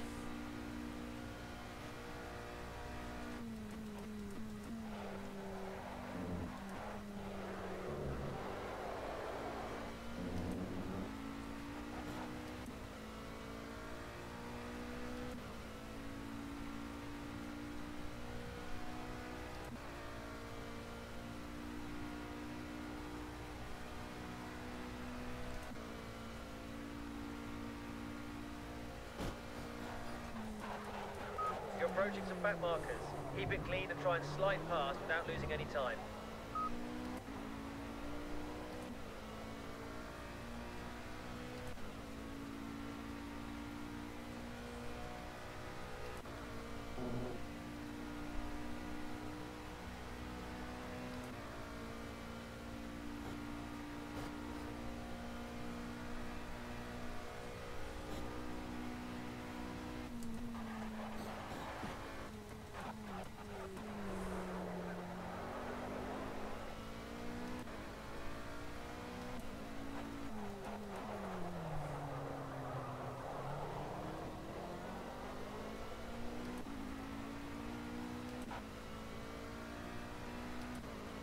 Thanks.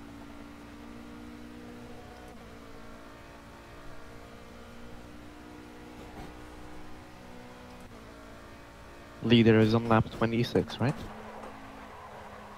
Yes, into the Porsche curves. Yes. Okay.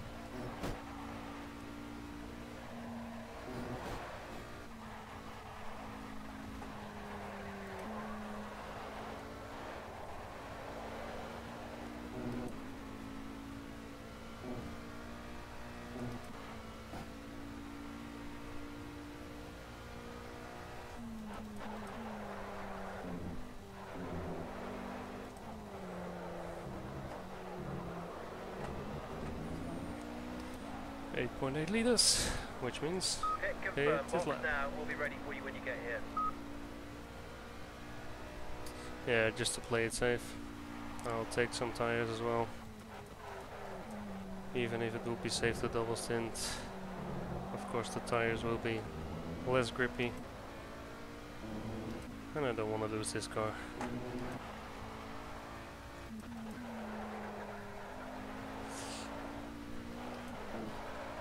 It's nice to have a loose end, because it steers the car a little bit better into the corners. But of course, if it oversteers too much, you will lose the car, and all the time that you have gained every lap, which were just a few tenths, you lose it with one spin and never gain it back.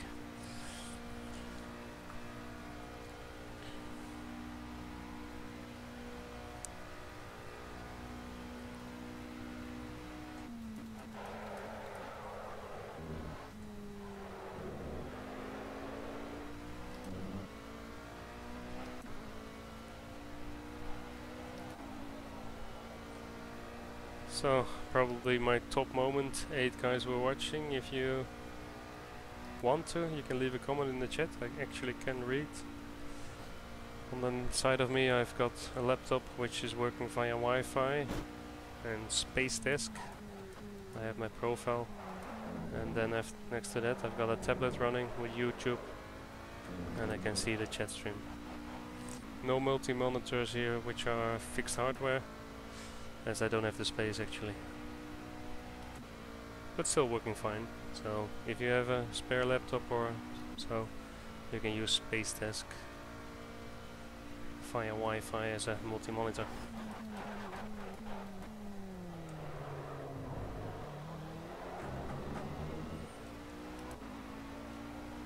So yeah, the gap between me and Flying Gearfilm increased from 1 minute 5 to 1 minute 11 around, because he had a small incident, I presume. Actually good pace of Flying Gearfilm, I have to say, because he's a heavier car. I don't know what he did with his tires. We'll see where we come out next time after the pit stop. Last time it was 3 tenths behind Flying Gearfilm. Just so that everybody knows, Flying Gearfilm is running a different pit stop strategy. He's running a 3 stint race, or actually 3 pit stops race, so 4 stints of about 10 laps per stint, which means he'll be coming into the pits in the next 3 to 5 laps. So maybe a short battle between us when I'm coming out of the pit, but if my calculations are correct,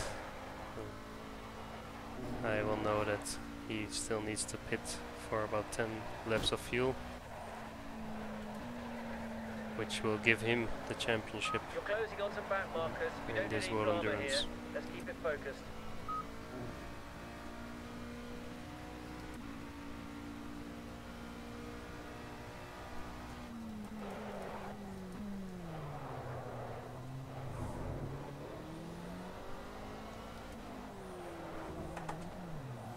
So, setup was good, just leave it the way it is.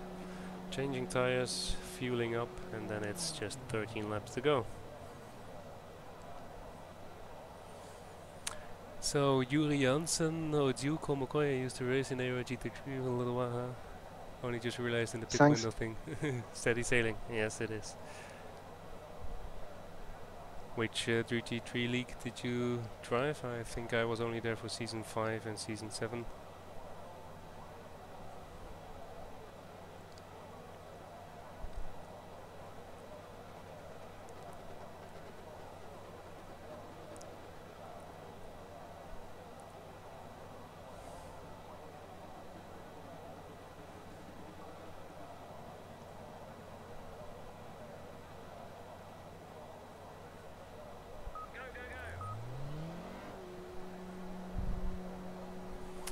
Alrighty, out of the pits, in front of Flying Gavan, who needs the pit anyway, so no use holding him up. Exiting pits.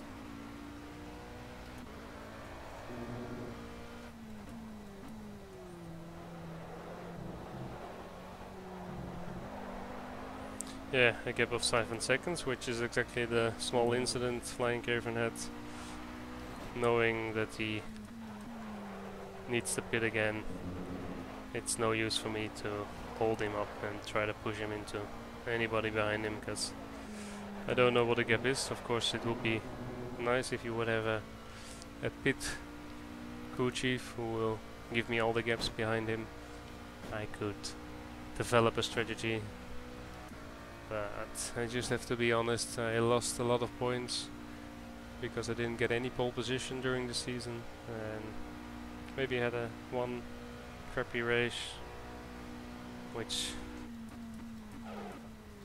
gives me now the solid 2nd place in the championship with hopefully 2 race wins. Still 13 laps to go. P2 is 5 seconds behind. Good job. Keep pushing. I'm trying to read Yuri's message, so I'll take the next straight for that, or actually the 2nd straight after this.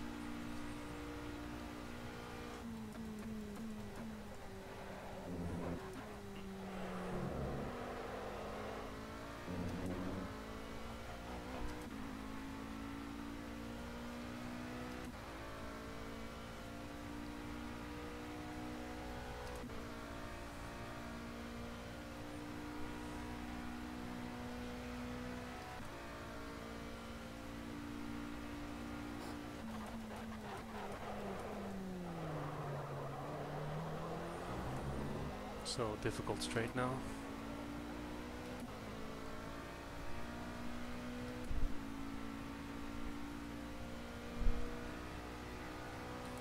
Okay.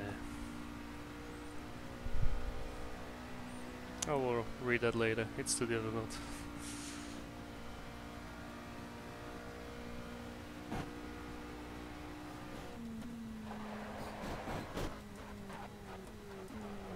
Okay, you've got some back markers ahead. You're about to lap them. Let's get past quickly.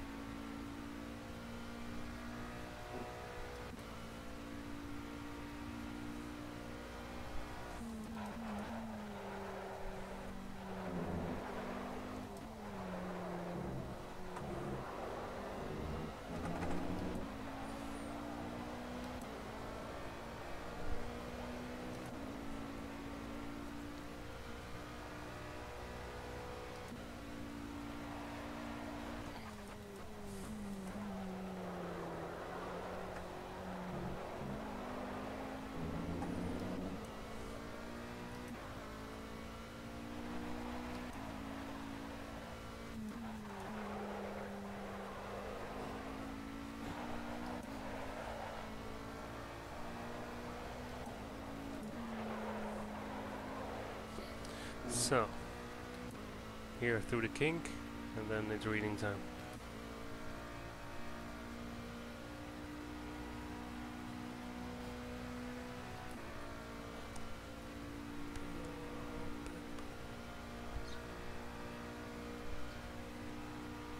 So might have been the same seasons. Okay.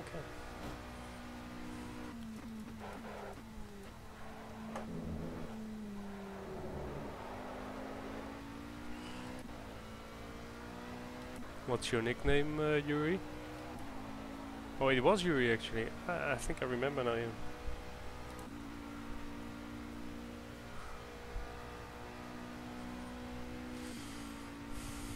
Do you remember which car everybody was driving? Was it like the Porsche season or the Z4?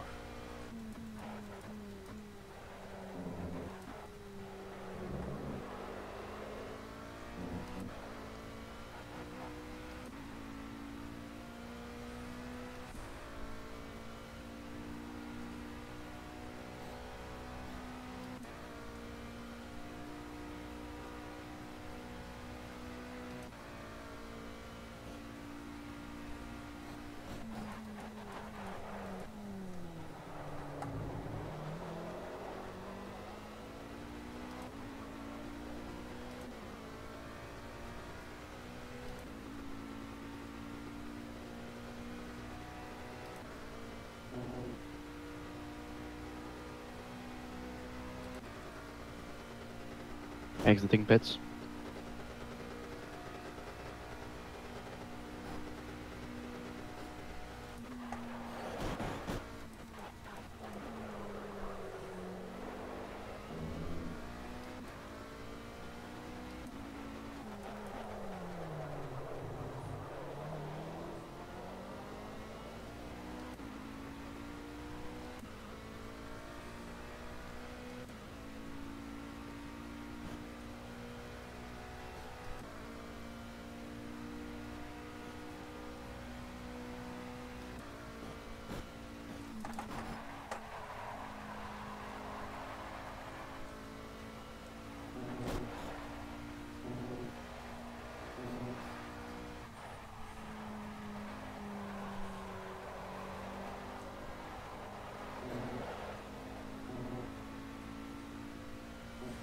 So yeah, I know that tires and brakes will hold.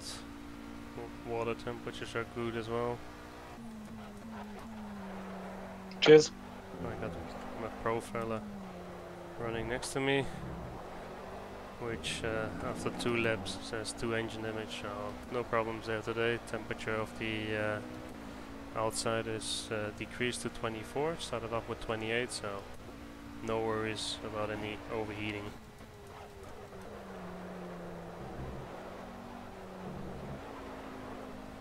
The only worries there would be is that I miscalculated myself. I forgot to calculate an extra lap fuel, but with it being on lap 30, this means you need 11 laps to complete total. And there's still more than 60 liters left. That's no problem. Last lap 5.72, which is my normal average when I go full out, so being safe.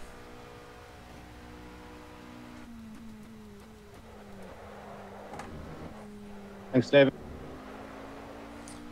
Of course, there should be no pressure.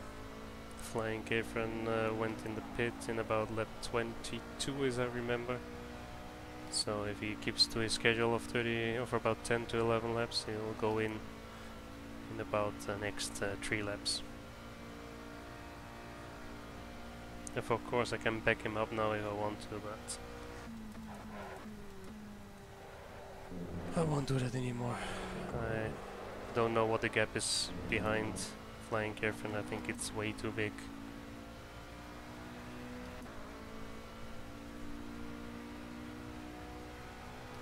And it will just put Flying Catherine in the situation that it will go into the pit anyway sooner, and then it's all done.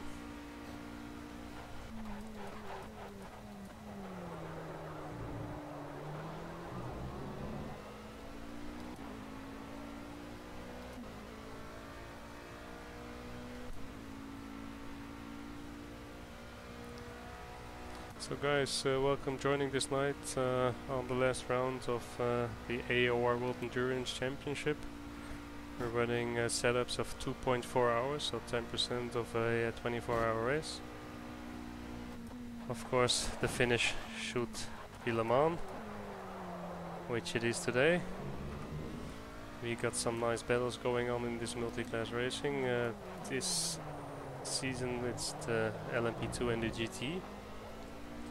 In LMP2 it's 3 people fighting for the championship. being number 1, flying Kefren, who's behind me, and with the 2nd position he will win the championship. Probably behind him it's Hendrix, who's fighting with me for 2nd place, which I will get at the moment. In GTE, actually I don't know for sure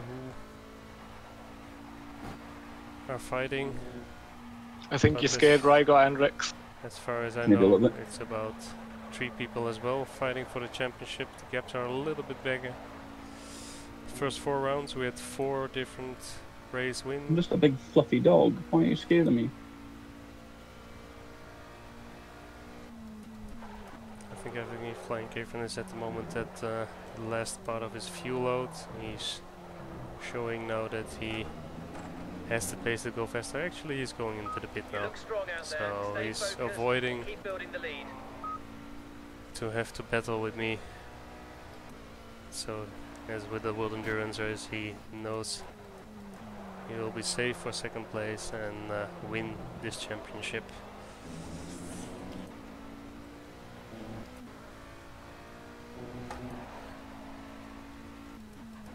If there are any questions or something, you want to know something, just ask me. I've got the tablet next to me, which has my own stream running as well. I can see the chat.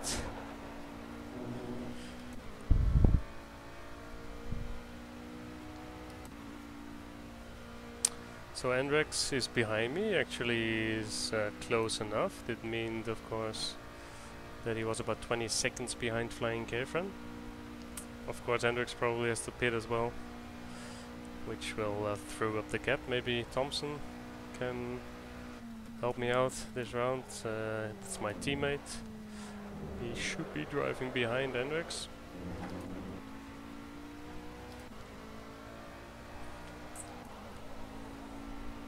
He unfortunately had a small incident as well, hitting the wall, which required him to pit because he was losing too much time. He was actually running in P3.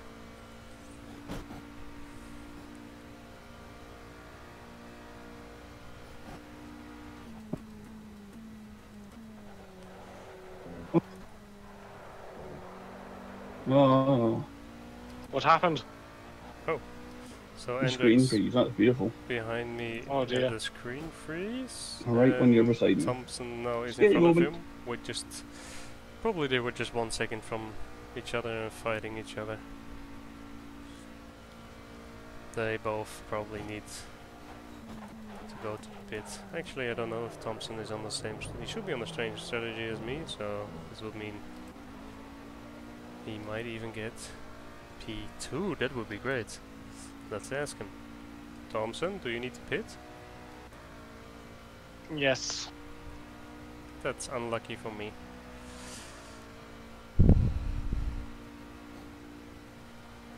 So yeah, Thompson has the pit, which will probably give flying Thanks. given the 2nd. After the crash, I had to go to Plan B. Yeah, I know. So flying Kefren now knows what happens in front of him. Which lap are you in, McCoy? 31 just went to through Anarch. Thanks. No more pit stops for me. Ah, great.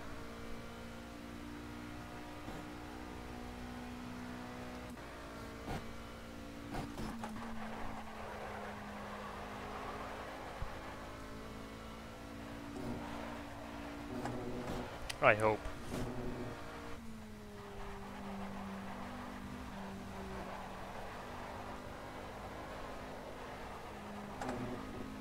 Well, I need to pit to change my trousers. Double stinting then.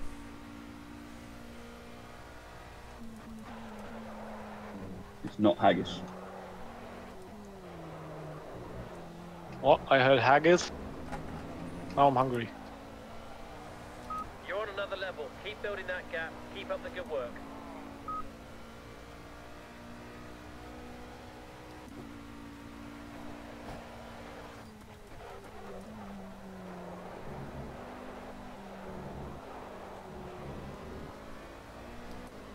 So yeah, this league, and especially because it's Enric's league, there's absolutely no, how do you say it? let's just put it this way, he won't be easy on you if you cut the corner and gain an advantage. So white lines actually from here on. You can use the whole barrier, and also into the 2 chicanes coming up you can use the curbs. But after that it's the white line you see here on my left wheel, or actually now it's a dotted, which may only be crossed by 2 wheels but not by 4. So here I'm allowed to cross the white line and touch the curb. Here as well it's the whole width of the field, as Le Mans is in everyday life a highway as far as I remember. El Magico, good evening. So what are your downforce levels? I'm running a 0-0 downforce for this race, as we are running one-time time progression, and we started the race at 1500. As well for this race league setup we have ABS and stability control, which is normally not on this car. Last Sunday we had a Le Mans race where the winner actually run a 0-0 downforce. I was running a 2-3 downforce because we had a 10 times time progression, and into the night my car was just not stable enough. I was actually doing my best laps at 2:37 at that race, and this race my best lap is at 2:35.1, so yeah, less downforce, a little bit more twitchy, but definitely faster.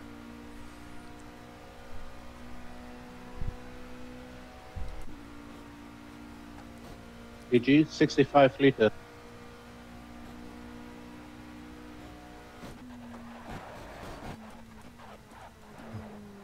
Thank you, Grobia. Giving pit. Main straight.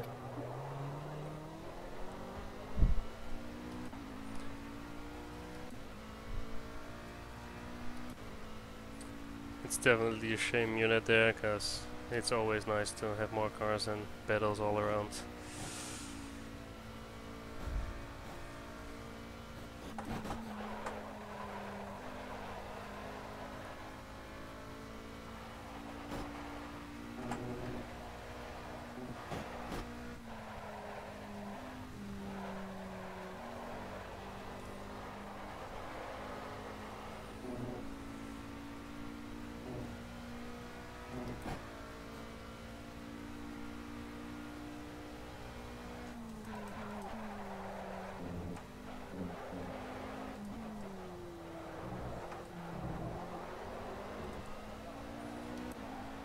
So yeah, now Flying Catherine is back into his position, P2, which will give him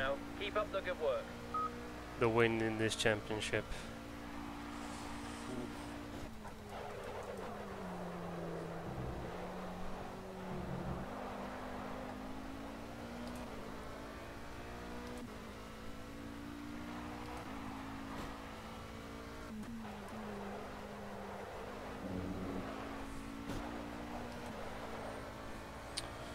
It's good to see that Surfer is holding well. We had one exit, probably disconnect unfortunately, so as far as I remember we started off this race with 14 racing peoples. Of course we got a commentator, King Kodiak, who without it would not have been the league, because it's always nice to rewatch King Kodiak's stream and see all the battles that are going on, and of course you can review your own lines and overtaking of GT Cross. We got another chatter tonight, let me see. So any of you guys using a play seat? Actually I'm not using a play seat, but as far as I know there are some guys who have a crazy setup of 3 monitors, play seat and whatever you can think of. Unfortunately in my apartment where I live it's not enough space. My girlfriend would kill me if I would change this room into only my room. We're sharing this hobby room, you call it.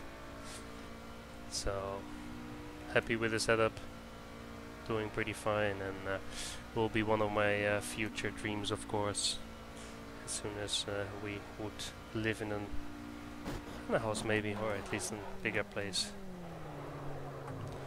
It was 32 degrees here outside today. I'm living in Vienna, Austria, and it's pretty hot in here as well. My PC running, of course, very well. It's 29.3 degrees here in the room. I've got a ventilator directed at me, which gives me some nice fresh air, you could almost say.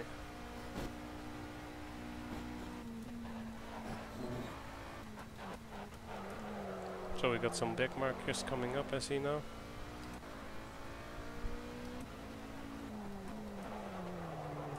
Flying Caveman is also putting in some nice lap times, I think. I think the gap was 57 seconds, now it's 53.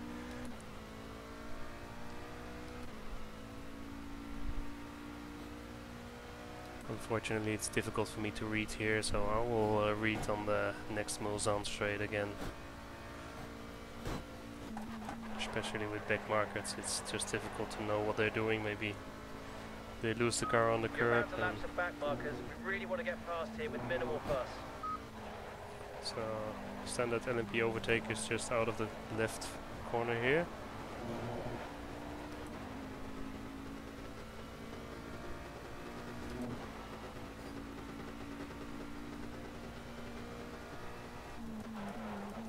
Here there's no really good way to overtake. It's just accelerating out of the corner. So actually they are fighting for P9, Morwich and Nicky Maido.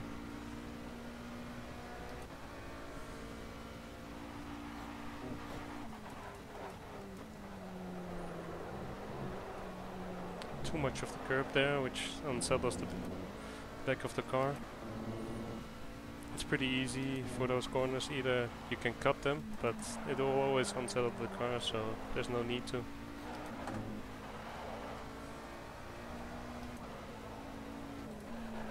That's the white.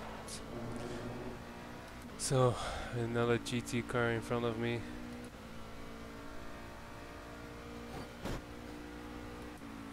Trying to get through this kink. So where are you from? I'm from the Netherlands. Actually, I've been living 10 years in Austria now, Vienna. But I'm a Dutchie. Okay, mate, you're coming up on some back markers now, and some of them might be twitchy. My last name, of course, will confuse you. It's French, but it's from 400 years ago, so has nothing to do with me. He doesn't have the biggest of best car anymore.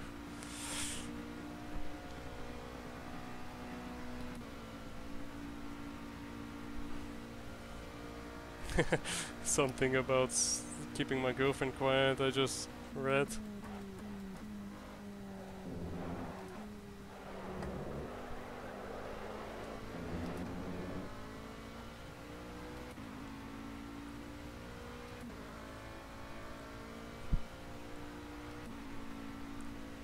Just buy her a cat and it will keep her quiet. Actually, she is a dog, people.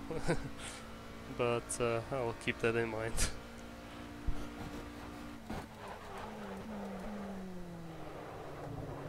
So as you can see, Fly Caveman has reduced the gap. He's really putting in some nice lap times. I'm doing 2:36s high, 37.2s. Of course, it's difficult to concentrate and talk. I should be getting in about 35s as well, but just being careful of my fuel consumption, which should stay below 5.7.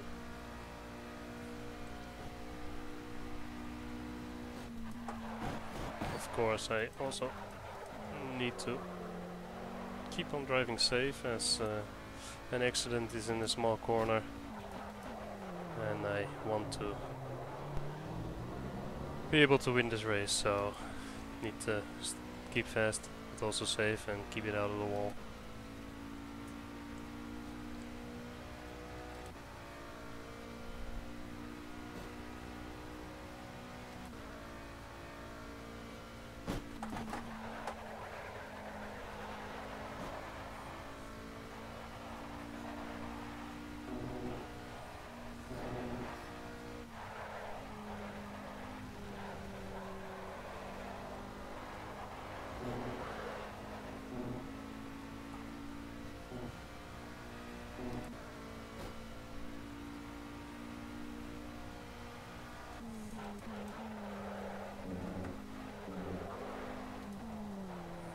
So yeah, cutting here the 4 chicanes, it's possible to cut even with penalties engaged, which we have, and you can gain to about half to 1 second. There was Franco Rose, P5, so we had already P6. F1 racer in the LMP2, and this was Franco Rose being on his last lap pit stop for his race tonight.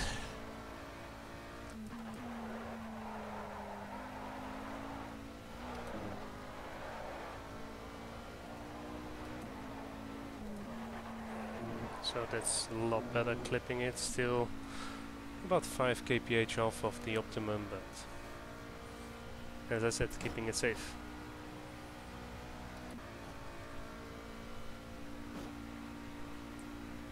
I must be sweating, yeah, well, I'm at least wearing just a small t-shirt and some shorts, so it will be okay. Ah, somebody lived in Utrecht, oh, don't forget the brake here. So that means you lived in Utrecht, where you're from then, and where do you live now? What lap is the leader on? 35 on the Mulsanne straight.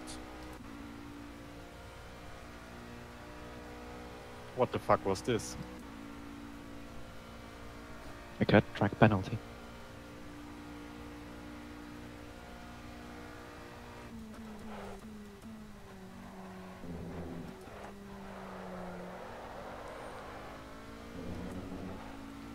Nick, I'm not gonna fight you back unless I have a real chance of getting and finishing ahead of you.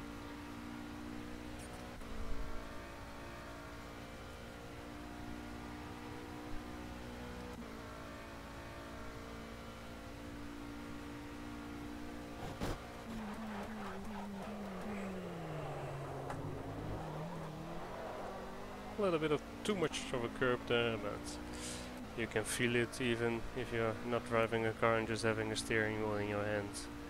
You feel that the back of the car is moving and the turning wheel becomes very light, which means steer it back or it will turn you around. Back in the UK.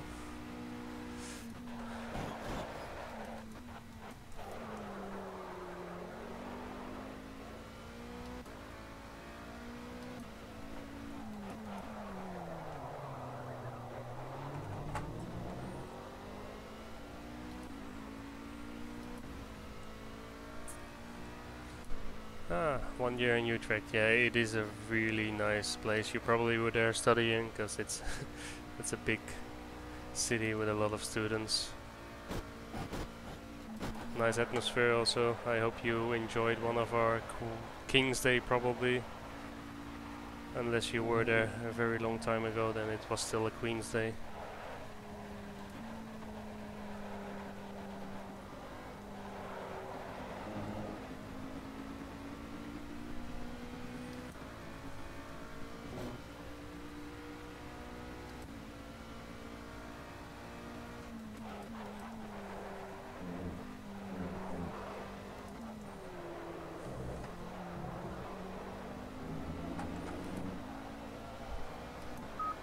Pace is good. We need to build the gap up to second. Push harder. So 5 laps to go. And with 30 liters of fuel, that means 6 liters per lap, which I'm definitely not using. A little bit of a cup there, so going off throttle.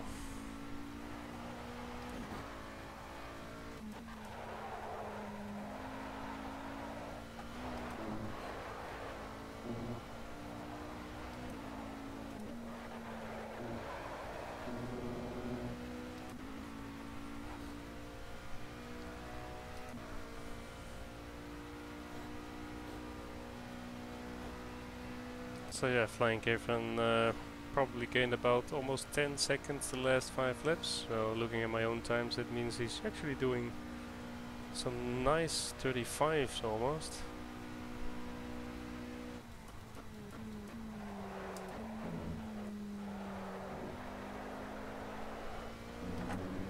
As we don't get any extra points, as far as I remember, for setting down the fastest laps. I'm not gonna bother with that one.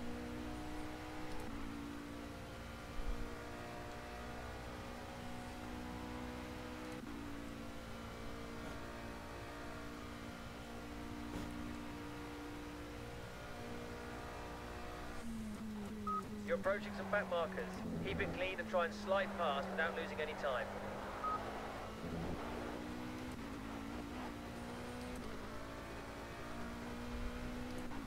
So Wygor is still at play 13. Let's see, there's somebody on the track indicator ahead of him. He sees me, so I can pass him.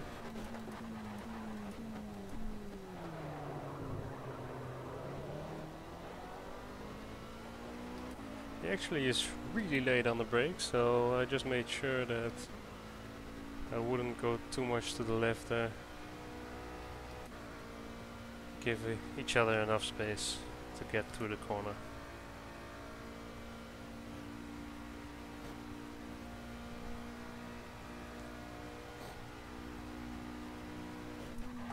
I'm just afraid about this corner. That's the only corner on this circuit for the next 4 laps to go that can really knock me out.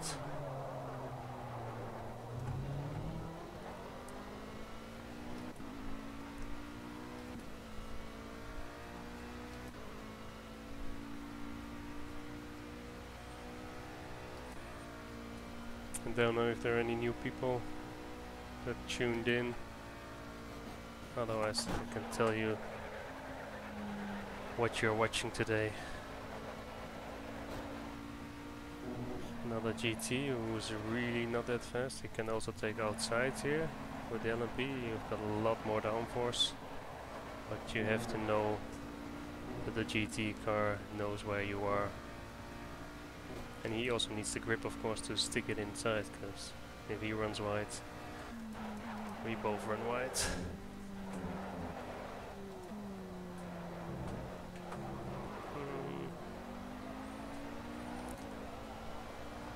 Good, consistent driving. Let's punch out some fast time to fill this gap.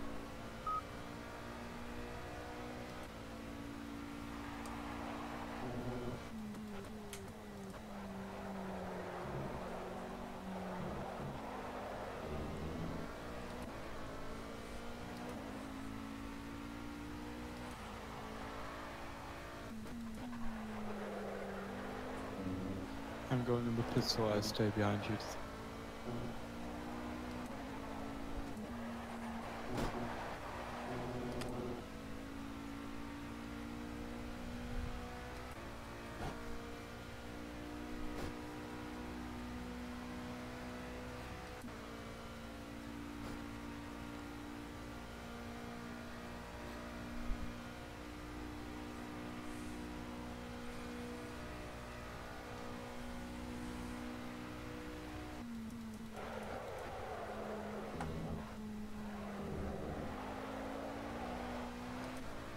You can see there that when I step a little bit too aggressive on the throttle out of the exit, it spins up a little bit. Traction control for this race is for me at 9%. I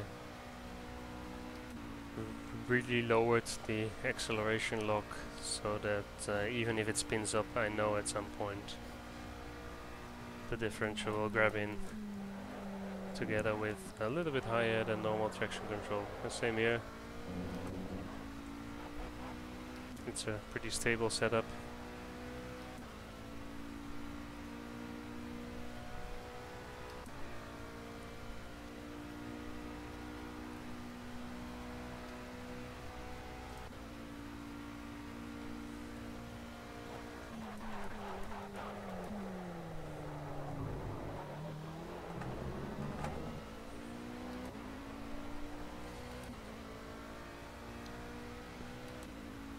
Sorry, missed my braking point.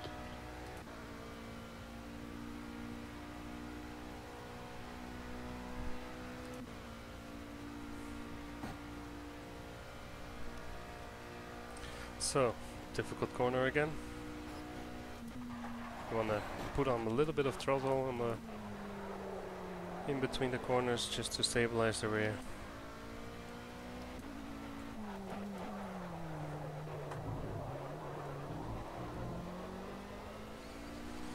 Only 3 more times that corner to go.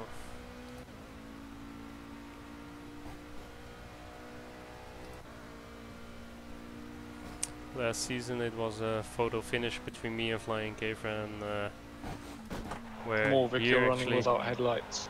I went too wide and Kefra was able to put it next to me. We were for all these Porsche corners side by side, still side by side, and then here he just went on the throttle a little bit earlier, grabbed in front of me and took that race win. Today, although it's a different story, I definitely think Flying Kefren could go a little bit faster if he had to. Oh, lost the back there, so that was definitely not a purpose cut. Didn't win any time there as well, so don't need to worry about getting any penalty for that one.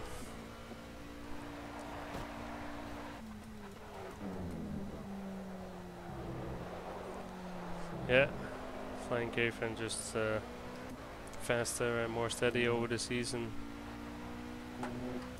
going for a deserved World Endurance Championship. The last one organized at AOR on P-Cars 1, of course, probably, as the new game is coming out. Don't shoot me, but I think September.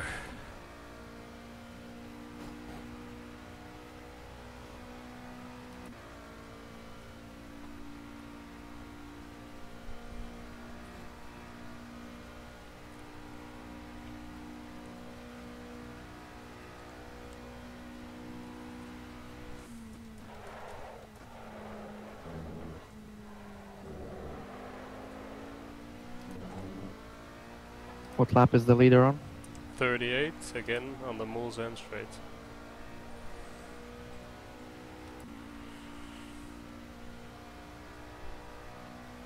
So yeah, you can hear that some GT3 guys are asking where the leader is, in this case me. This is really important during a multi-class race without a crew chief, because you just want to know when the leader is finishing the race. Of course, all cars that are lapped only have to finish their own lap, and in this way they can save some fuel, maybe make sure that they don't need to pit again. Therefore he knows now that I only need about 2.5 to 3 more laps. I don't know actually who it was. I think it was Morwich or Groby. No, actually I think it was Morwich. And he just wants to know if he can expect to be overtaken again or not, and from there on calculate his amount of laps to drive, of course. The GT3 is running about a 4-minute lap here on LeMans, 3:55 I think even. So if we would say just, oh, difficult corner. If we would just say like half a minute, it's a little bit less.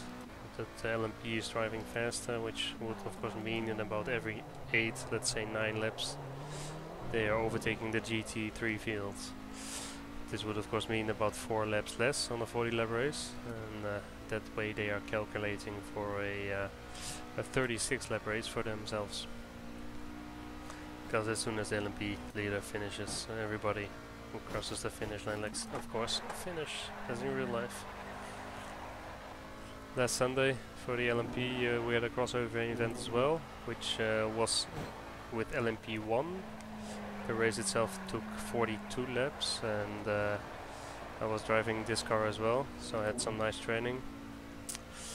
Because of course the LMP1s are a lot faster, they overtook me as calculated 3 times, and therefore I had a 39 lap race.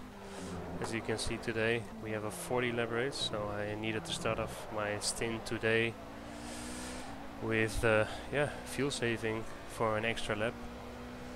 As we do a warm-up lap, it's not that hard, but of course oh, that was too late almost. But of course you wanna save fuel and be fast. I went into the pit my first stint with I think 0.1 or 0.2 liters left, so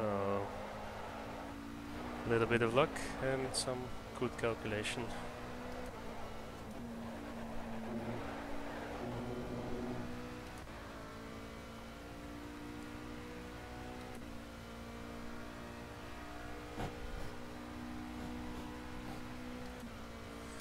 So yeah, I still got 11.5 liters fuel left, and I only need to do 1.5 lap. And as you can see, my fuel usage has been around 5.5, 5.6 for the last round. It won't be any problem for me to finish this race.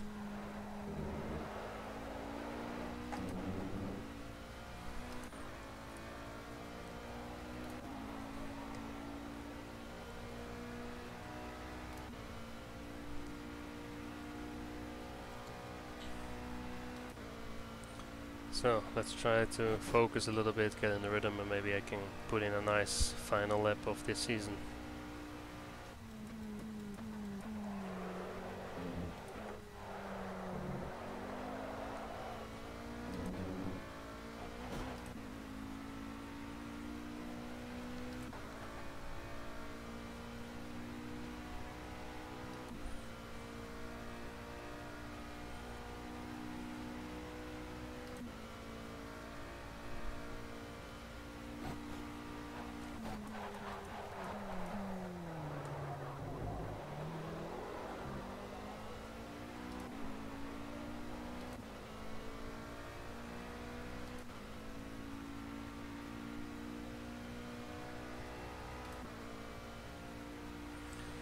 So, only 2 more times through the most angry and most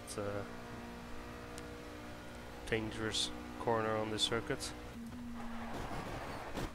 You can hear the car bottoming out.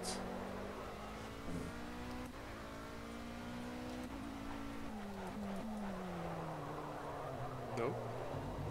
A little bit too fast into there.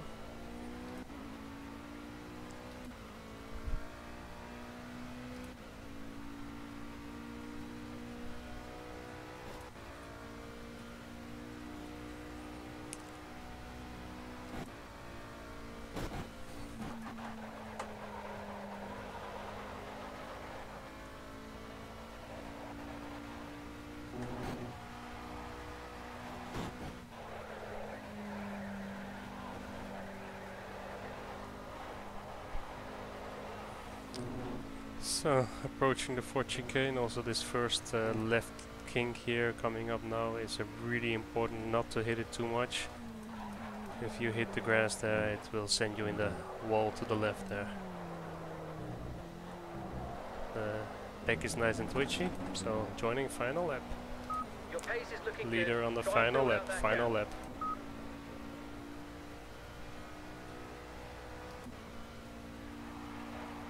Cheers.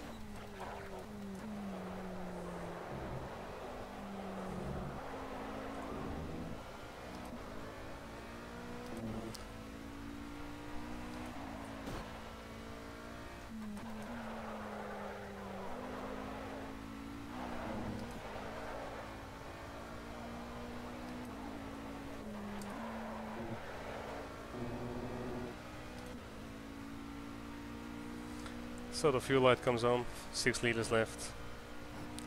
No problems today.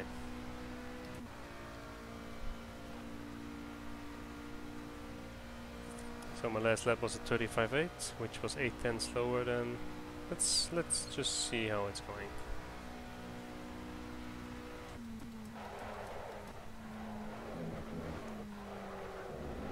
Thank you. Still a little bit twitchy on stepping on the gas pedal. So the first sector is coming up here, and I'm 6 tenths down, so this is not gonna be the fastest lap.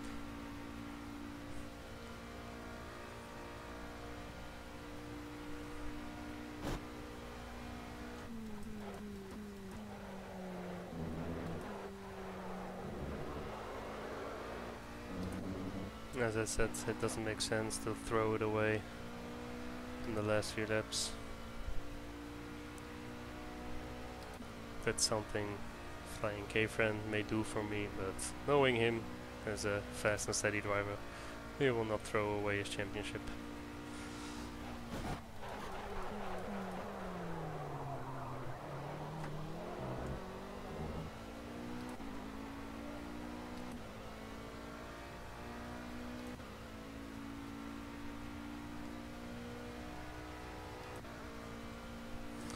So probably it's a highlight this evening. 17 people watching. You're on the final lap of LeMans 2.4 hours with AOR. It's the last round of World Endurance Season 2, organized by Andrex UK. Anybody knowing him, this means drive within the white lines. Oh, a little bit too late.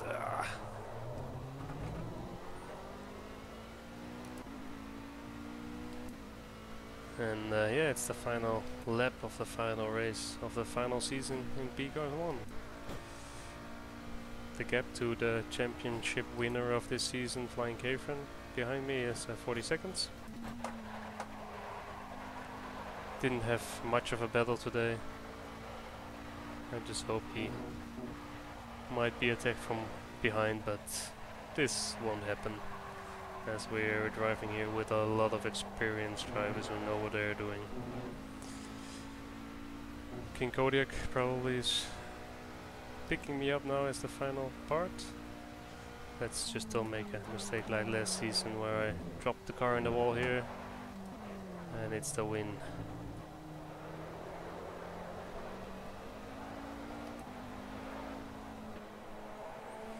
Congrats, McCoy. Thanks. So guys, thanks a lot for watching. Thank you thank you very much, MST456.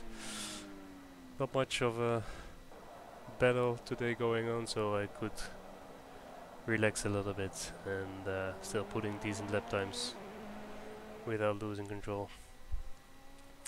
So yeah, this is something really important for everybody who's watching P-Cars or been driving with any community, to be able to save the replay, and everybody who is on the replay, we need to wait until the race is complete. And this means everybody needs to cross the finish line. In this case it's gonna take about another 6 minutes until we're done with this one. Thank you very much, Godfather Shift. So yeah, we can have a look at the fastest lap time. So Flying Catherine put in at 2:33.984, which is probably done in one of his last laps. I did that one as well about yesterday, I think, with 65 liters. It is able to do it. You have to be really careful with cutting any chicanes. So yeah, he put in a nice fastest lap. Maybe I should have gone for it, but actually it's not worth it. My teammate AOR Thompson, 3rd position. I actually don't know if that's gonna be his final position, but looking at his time at 3:36, which is really good from what we know where he started today, or the amount of practice he had.